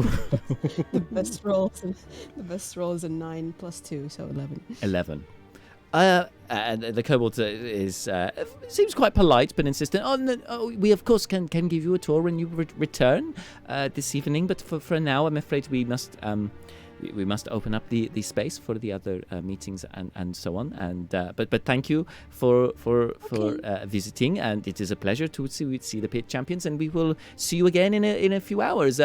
Guards, if you do not mind showing and it speaks in Draconic. That's fair Yes? enough, and we will do that, but could I please use the bathroom? I think those chilies might work through my system a little too quickly. Do you know what? If you'd done the toilet thing first, probably wouldn't have made you roll. But seeing as the last one That's fair. kind of failed, That's fair. it's now getting a bit sus. So yeah, make another deception check, please. Oh, that's good. 15 plus 15. 2, 17. Yes, of course. I can show you to the bathroom. If the guards, if you do not mind, and then speaks in Draconic, and it seems that he's instructing the guards to take the rest of you outside. Neris looks at Brina quizzically, but somewhat suspiciously, almost approving. She winks at her. Neris does not look impressed by the wink. Baby What are the steps with Neris. Baby steps. Baby steps. Yeah. I mean, yes. Sorry, James. Is that you? Oh no, it's Bart. Sorry. Go ahead. It was me. Can I ask, what would you say are the chances that Brucon's digestive system is not operating at peak efficiency right now, let's say. I'd say that it would be plausible, given your current state, having the adverse reaction to what you drank. So, go ahead. Okay, Brucon will like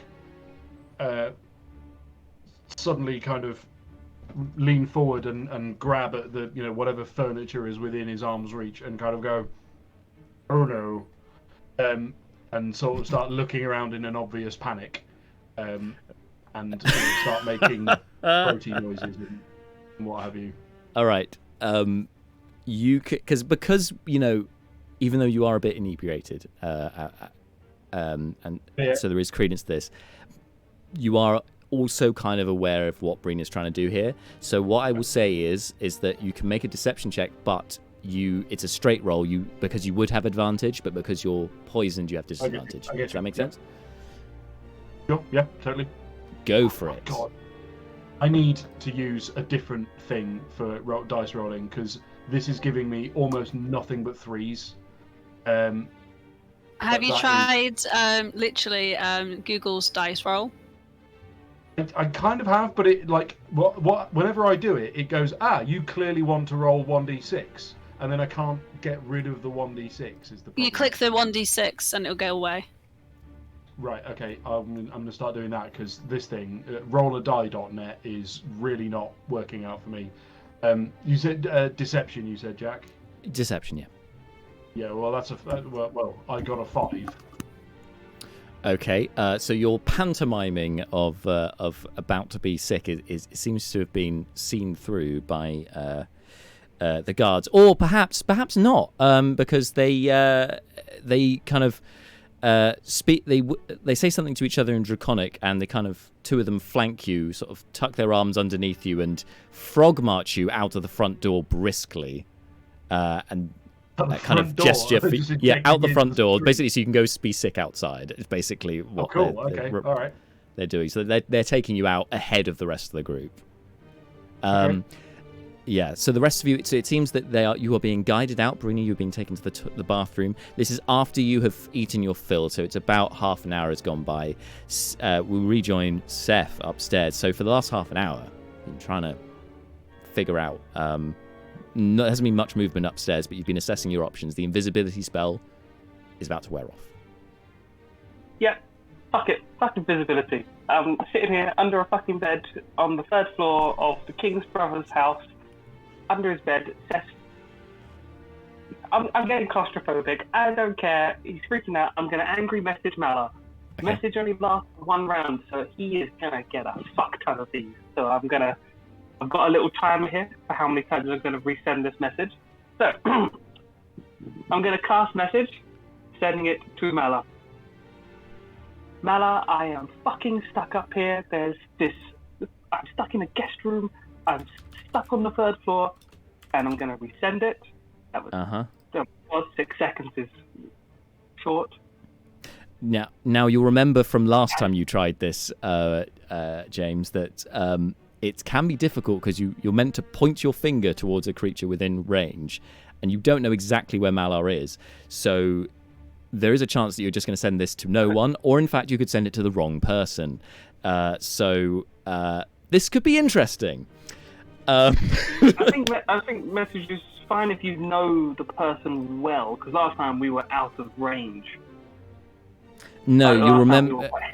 No, you'll remember. Like if you look up the spell, you'll remember before when you were staying in a different room in the tavern to Brina. You were trying to message her, and you were trying to message somebody in the party, and luckily you caught Brina with it. But you were because you basically have to point at the creature, as it says. Like it says you point your finger toward a creature within range and whisper a message. So these guys are within range, but you can't point it exactly at them because you don't know where they are. So you have the opportunity to do it. You can try, but we'll have to roll to see if you get the right person or a person. Then I will point, and I'll be like, testing. Who this? New number, who this? Oh god. Oh dear. All right. I'm pointing towards the front entrance. Okay. You're pointing towards the front entrance. Well, for where you think yeah, you know where the front entrance is because you've looked out the window. Yeah, that's fair. Okay. All right. Pointing towards the front entrance. I'm targeting Mala. You're trying to target Malar, but you're like testing. Who dis? Yeah. Okay. It says you can cast this spell through solid objects if you are familiar with the target and know it is beyond the barrier. So I know Mala's there, so he is my target. You know he's downstairs somewhere, but you're guessing at the exact location of where he is at this point. Yeah. You do get a response. It says, "Who is this? How are you speaking to me?" I'm just gonna move slightly to the side. Testing. Who's this? Let's play guess the Let's player. alert every guard. Someone's trying to magically infiltrate the air. This time, Well, this time you do get Malar. So Malar, you thank can fuck for respond. We're rewinding time a little bit. Oh no, we're not. This is invisibility runs out, so this is as you're leaving. Yes, you do get Malar this time. Go ahead. I'm presuming that I'm still surrounded by guards, so like Yes. Mallard doesn't respond, but he sort of winces, like his eye winks a little bit, like. Noticeably, one of the guards near to you, Malar, is like rubbing their head and like looking around, like a bit confused.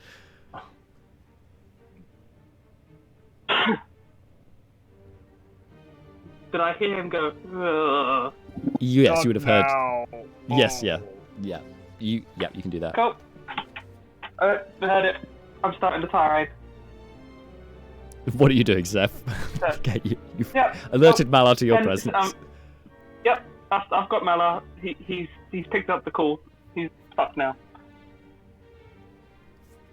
Would have recognised Hey your voice Mala, too. how's it going? Yeah, it's just me. I'm stuck upstairs, having fun. And I'm gonna resend the message because that's one. Yeah. Oh, by the So- way, I'm fucking stuck up here. I'm stuck up here, stuck under a bed. And third message. The guy is in his study. He's locked the door. There's only 2 other rooms. One's unlocked. And sending the 4th one. There's 1 guard blocking the way. I literally can't get past. I've got 1 spell left. I'm completely stuck up here. And sending the 5th one. Okay. So I don't know what I'm doing. Am I just staying up here? Do you want me to do something? You've And written these sending down, the haven't 6th you? one.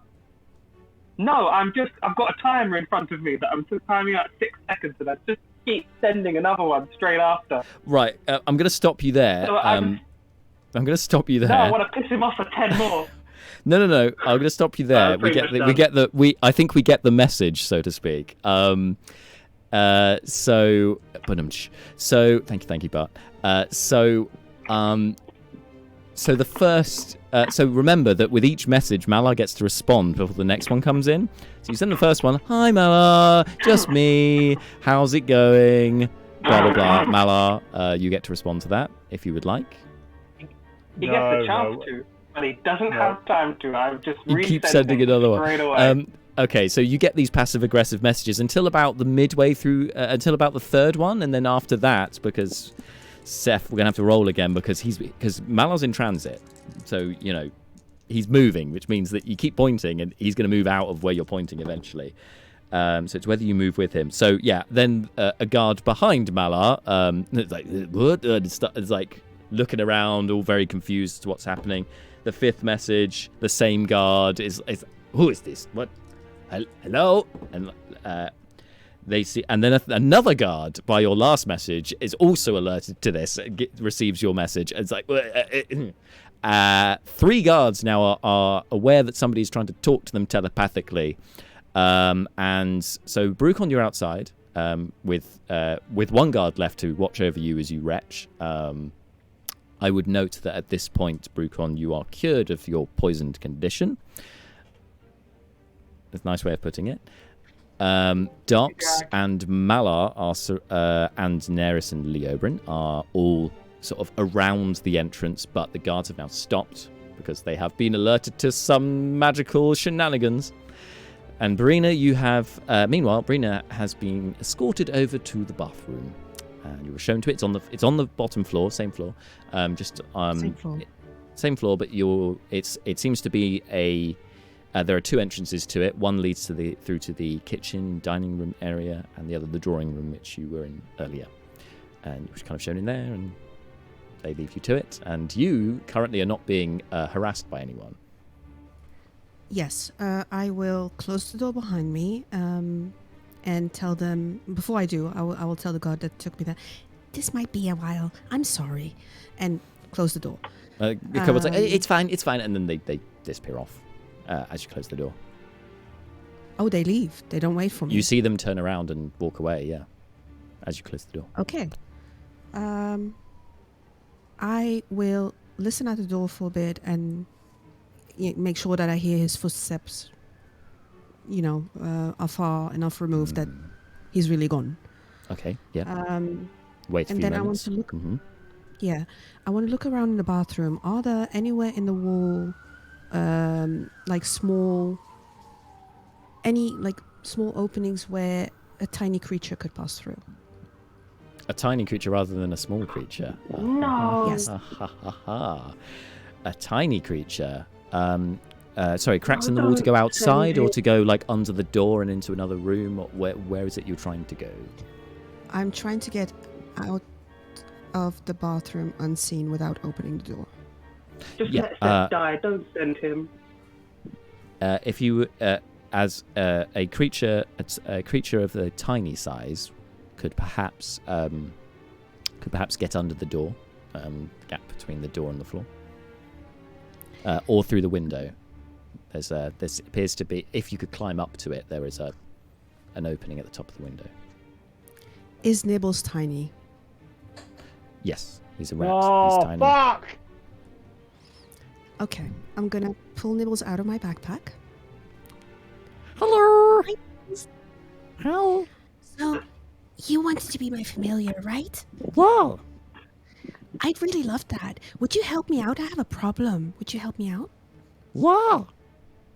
That's amazing. Thank you. So, Wow. we kind of lost Seth in this big house somewhere. Oh no. And we're not allowed to walk around and find him. No. We can't.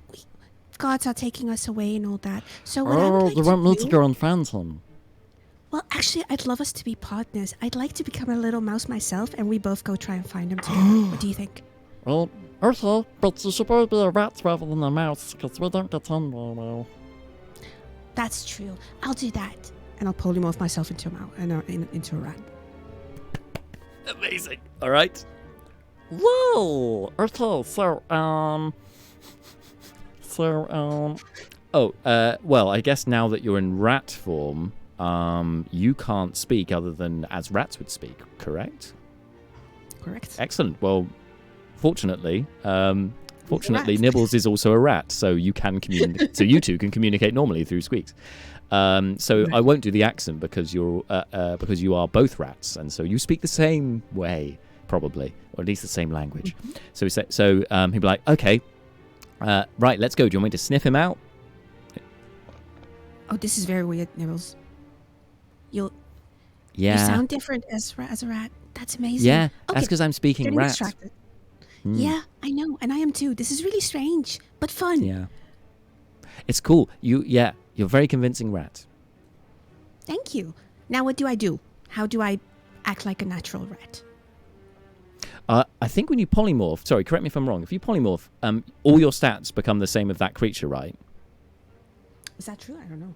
Like if you polymorph, I so think that it's just the physical stats. because it's if you wild shape, it's just the Physical, physical not stats. mental, But right? I'm wondering if the mental stats change when you polymorph. I'm just gonna I check one believe moment. so. Oh, sorry, yes, you're right. Oh. Polymorph changes all Well, of the there goes stats. my intelligence then. Yeah. So I'm gonna have to ask you, Angelique, to inhabit the mindset of a rat. Okay. Fortunately, Nibbles is a very intelligent rat. And rats are very intelligent. And rats are pretty intelligent creatures. Stats-wise, not as intelligent as Brina with her 20 intelligence, but yes. So we're going to have to dumb it down a little bit. That's But Nibbles will basically, so yeah, it's going to be a bit more primal. So Nibbles will be like, so, do you want me to sniff, or sneak, or eat, or Seth. Need to find Seth. Seth? Must find Seth. Okay, follow me. It goes under the door, and the two of you. Now, to be fair, you guys have advantage on your stealth checks because there's a lot of commotion and you're little rats. But also, you're going through the kitchen, and rats in the kitchen is never a good thing. So make your stealth checks, please. I'll do them for Nibbles. If you want to do them for yourself in rat form, rat. Must look up rat stats. Rat stats? Shit, I think yeah. rats have I need to stealth. find- Let's have a look. Oh god. They don't have. They don't have stealth. They have a 0 modifier. But as I said, I'm giving you advantage for this. I'm just grabbing the stats as well so I can. Yeah, there they are. All right. So it's a cool plus Natural 0. 20. Natural 20. Woo! That's better Yep. than Nibbles' 11. So you two scuttle across the floor of the kitchen very briskly, and through the door and into the sort of the main hall with the you can see the grand staircase and stuff, which normally be very easy to get over. For rats, it's going to be slightly more of a struggle to get up those steps. You can do so, it's just going to take a little while, just one step at a time, maybe climbing over each other, perhaps getting up the stairs. You get to the first floor, but you don't know where to go from there. You know Steph is upstairs, but you don't know where. Make a perception check. You get advantage because you're going to use your sense of smell, trying to sniff out Seth. And Nibbles is also going to try and sniff him out.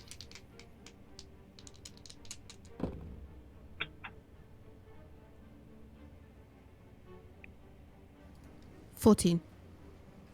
All right. 14, unfortunately, is not enough. 15 is what you needed, and 15 is what Nibbles got. So you go off. It looks like you're going off in one direction. Nibbles kind of nudges into you. Oh, this way. Another set of stairs. Oh, weird. Right, second set of stairs, getting a bit more tiring now for these rats over a very short period of time because you're having to act pretty quickly. So, can you make a Constitution check, please? That's a -1 for a rat. Nice. Yep. And that is a 12. 12. You're okay, but Nibbles is flagging a little bit. Cool. Mechanically speaking, he has a point of exhaustion. But anyway, climb up. You both eventually get up the steps.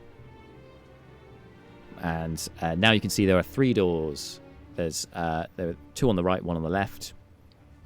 Now make another perception check for smell with advantage. Mm-hmm. Nibbles can't. It does not help here. He's rolled 13. terribly. 13. Yeah, you think you. Yeah, now you're on the correct floor. It's a bit easier. The smell is a bit stronger as you're closer. But yes, you can detect the unmistakable smell of a merelf, your merelf, no less. He smells so much stronger like this. Yeah, it's heightened, like the kind of the intense flavor explosion you got earlier. Now you're getting an intense scent explosion from the sensory overload from being a rat. Yes, you detect that he's Does in he the smell like fish? furthest door away on the right. And yes, Does it again, smell like fish? a little bit fishy. Okay. But there is a kind of cologne as well that seems to be trying to mask it, but with your heightened smell, you can get both. Anyway, there is a gap under the doorway, so you can both scuttle under the door. And now that because you're both rats and on ground level, you can see Seth hiding under the bed. And Nibbles goes over to him. Hey, Seth, hi.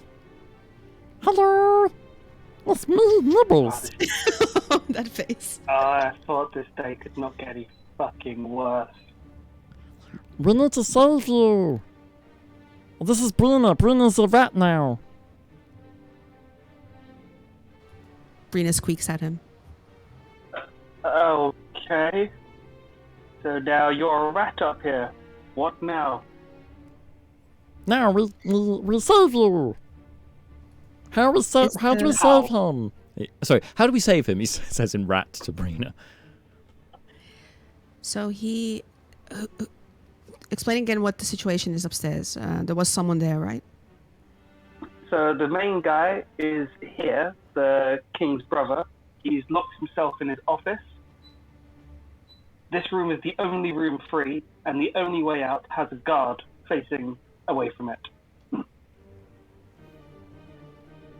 So the I'm guard either is stuck not... up here till he leaves. I've got one spell, so I could stay hidden under the bed, but I'm stuck in here until that guard fucks off from the door. He seems to be staying up here to protect the king's brother, who is sitting in his office. So Sorry, yes, he forgot to leaves- add that detail. You did scuttle past the guard, yeah. Yeah. So if the king leaves, the king's brother leaves, then maybe the guard will go, and I can invis my way out. But until then, I'm stuck up here. If he leaves, I could maybe search his office, but I'm assuming it's all written in Draconic. I don't know why I'm here. I don't know what I'm looking for. Jack, This is not a well thought out plan. Sorry. Can I Going double check? crazy. Thank you, How Bart. Go much ahead. of all this... How much of all this does Brina understand? I will get back to you on that 1 second. Bart, go ahead. I just wanted to check what the elapsed time was, because Brucon We going, downstairs. "Oh, I don't feel so good," was at around about the same time that Brina was heading off. So I'm guessing it's been a couple of minutes or so. Yes, Yeah, there, we go back down. yes, there has. I will jump back to you guys in 1 second. But yes, there will be a few minutes have gone by, so you've been able to do a couple of things in that time. So what I was going to say was, I think like Brucon would kind of having sort of the fresh air kind of helped him sort of get back in control of his own body. I feel like he'd kind of go, well, might as well, I'm here, might as well make hay and go. I mean, I'm assuming Brucon knows that Seth is trying to sneak around the house. Yes, you know that. Yeah, you know that was the plan. So I feel free, Jack, to tell me if you think this is a bit too metagamey, but it feels to me not a reach for Brucon to be like, I mean, if I can make a sort of a ruckus and distract and draw some attention to myself and distract people a bit, then that might be helpful, and would be kind of along the lines of his general sort of approach. So I think Brucon would, continue to kind of like make out like he is retching, and then start singing his favorite like drinking song. For sure, yeah. I'm a canoe, like another canoe, and just start, really. Yes, like, you can certainly making do it that, and I won't make you do a check for that, because you can do those things. That's all fine. However, the guards are already suspicious with what's going on with the voices in their heads, and now the drunk guy's singing. Or no, the drunk guy who's now appears to be less drunk is now singing, and it's just like it's all happening conspicuously around us at the same time. But I'll get back to you guys. I get the security heightening as a result, but if they're heightened and paying attention to me, then yes, that might be- I that might see. be- I see what you're doing. Yes, this is good. This is good. So yes, I will recap with downstairs. 1 moment. Meanwhile, upstairs. So yes, Brina, you have some understanding that Seth is up here.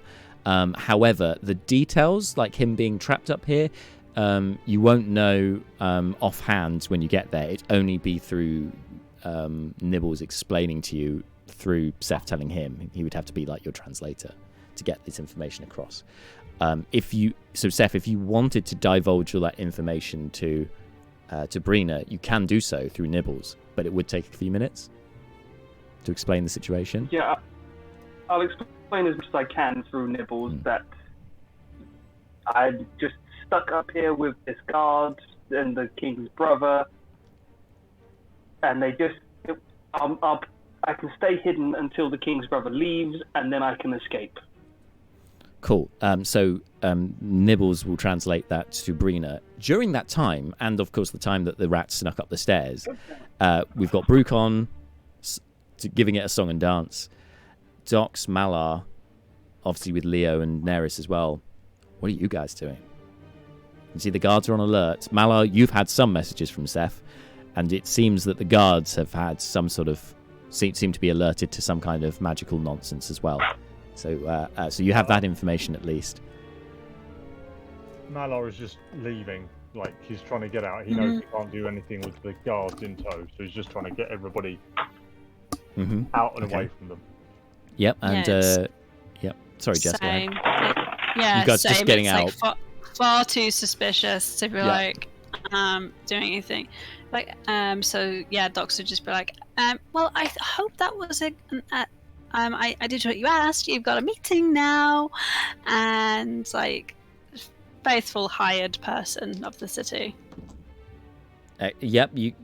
They are a bit distracted. They just kind of nod and wave you on. So you two can leave. I've just rolled to see what Leobrin and Neris do. Neris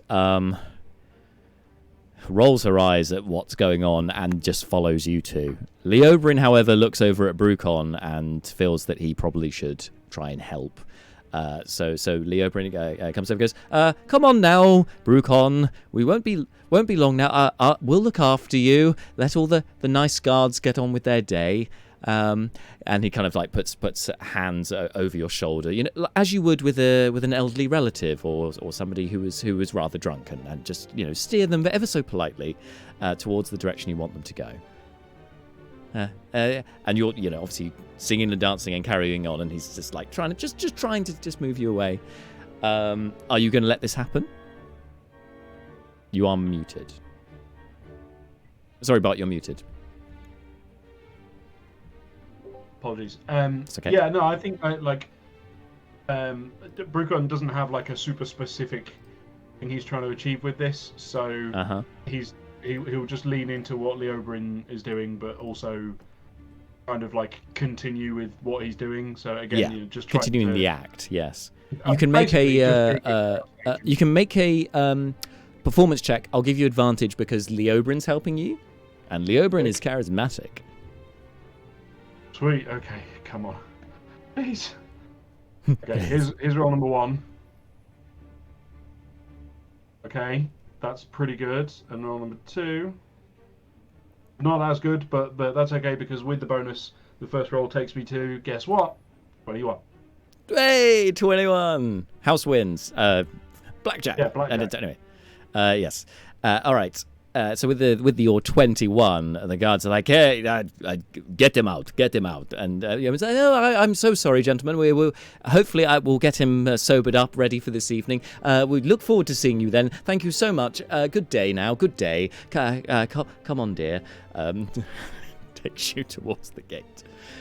Oh dear. So the 5 of you are heading out at a sedate pace, because you are aware your friends have been left behind, with guards on high alerts. And speaking of those friends, Seth, Brina, we're back to you, and that information has been... Sabrina, you now know the situation. What do you want to do? Brina is not as smart. The first thing that she will want to get across, she'll tell Nibbles, tell him that we're supposed to meet the brother-in-law later, somehow, I think. He does this. So, Seth, you are aware of this. You now know what's going on. Say Nibbles is the exact intermediary, so you guys can effectively talk to each other. I will stay here under a bed for a few hours until you come back and King's brother leaves. All right. Brina will ask through Nibbles. Nibbles. Brina will ask through Nibbles. I'm not going to keep saying that. I'll just talk. Can he message us again at some point? Did Malar get them all? You don't. Oh, you know that he didn't get all of them because you heard the guards. You heard voices coming back to you that were not Malar's towards the end. Everyone got them. All the guards got them. If I know where he is, I can target him, but otherwise it could go astray. I need to see him. so I can't message easily. So, is she If you've smart got enough? some way of to do that? look, I'll just stay here. When I hear the king's brother leave, I'll try to a quick search of his room. Can't read Draconic for shit, so I'm just gonna steal some important looking papers, and I'll just escape when I can. Oh, I think Mala can send you a message. And if he has the right spell prepared. Well, if you can do it today, great, but I won't wait for a signal from you guys. When the key leaves, I'll just try to escape on my own when I can. Worst How do comes we to worst, know? I'll kill a couple guards. How do we know if you're in trouble and need help? I will be dead. That's not good. If I'm dead, I needed help. Oh, well, I'll have an idea. Oh shit. Yep, go Nibbles. Well, You should stay, Nibbles. Yeah, No, I I'll could survive. I'll be stay. okay. Do Oh. you need a familiar? I should be your familiar. No, you're my Uh-huh. familiar, but you stay with him. Oh, yes, sorry. Yes. I could stay. And if Oh, he's I'm in not trouble, gonna you take come me running and now. find me. Yeah. Yes, I will come find you. I can smell you. Good. Oh, fucking Agraful saved me. And Have some inspiration, And Seth, because Brina- you use the theology of the world. That's a very... sorry, and Brina, go just ahead. going to, yeah, Brina's just going to impress through Nibbles. Don't kill Nibbles. He's my familiar now. Yeah. Why? Not the He's why saving- kill him. Why is he your... He's saving your butt right now. Be grateful. He is I'm a very solid. intelligent rat. No. Okay. Brina is going to run back to the bathroom and Yeah. unpolymorph herself. Scuttle, and scuttle, scuttle. And then Yeah. poof, you drop the spell, and you are back to your own form. There isn't a plumbing system as such, but you know can wash your hands in the basin and make general bathroom noises if you would Yep. like. retching sounds. Soon enough, yeah, retching sounds brilliant. Soon enough, yes, you exit the bathroom and you find there's one guard waiting for you who says, "Come now." Other guards seem to be walking in deliberate patterns around the lower floor. A couple heading upstairs seem suspicious, and they seem to be looking for something. Brina You just holds gather her obviously the tummy voices. and looks. Yeah, Brina holds her tummy and looks as innocent as possible and just walks along. And yep, you can head outside, and you are not contested. You're allowed to leave. So the rest of you I'll find the rest. have some time to kill, a couple of hours. I think we'll leave it there for tonight. So if there is anything specific you guys wanted to do, let's say in those 2 hours we can settle that out of game, and then next time we can sort of reconvene with those when you come back to the manor, and you can have short rests. Seth cannot short rest because you are hiding from the guards in the building. So we'll have to do some rolls with you next time. Does his But I'm suffering under a know no bed. end? People can... I could be comfortable under a bed. It's a little dusty, but I could take a quick power nap. Possibly, yeah. You could have a nap, but you might get caught while you're asleep. That's the trade-off. That's the scary part. And you only have one because you're a warlock, level 3 warlock. Yeah, now. I've got you one have 2 spell spell left. slots, so you got 1 spell slot left. I didn't. You could have left. You could have turned invisible again and snuck downstairs, but you're staying, and that's your choice. That's totally fine. There's a guard in the way. I can't get past him. I mean, yep, that's true. But we've made our choices, and this is And the I'm trying our choices really have hard consequences. not to kill people. I love it, and you got some inspiration. But It doesn't the really reality not is you killing. can't It's short rest when confusing me. hostiles are close. You can't short rest here. So you will have to wait out these hours. There may be a couple of rolls because there may be encounters. There may be guards coming past, that kind of thing. So we'll settle that at the beginning of the next session. So we'll have a little bit of a Seth spotlight at the start, and then we'll open it out to everyone else. Okay. You've played Dark Souls or Elden Ring lately or something. Can't No, I can't hostiles are play nearby. that. I know where that's from. I'm going to quote Brennan Lee Mulligan from Exandria Unlimited Calamity. Dear DMs, fuck rests. They don't need them. They don't need them. I haven't seen Calamity, but it's only Watch 8 it. parts, so I feel like I could really digest that. I'm not even a Critical Role person, and I thought it was incredible. Excellent. Well, that's a recommendation from one channel to another. Probably a channel that does not need any recommendation from us, but even still, thank you for that. And guys, thank you so much for playing. Thank you at home for tuning in and watching as well. And we'll be back in 2 weeks' time for the next session to find out the Manor Part 2. This time, it's personal. Yeah. Thank you all, and bye. Bye. Bye. Bye.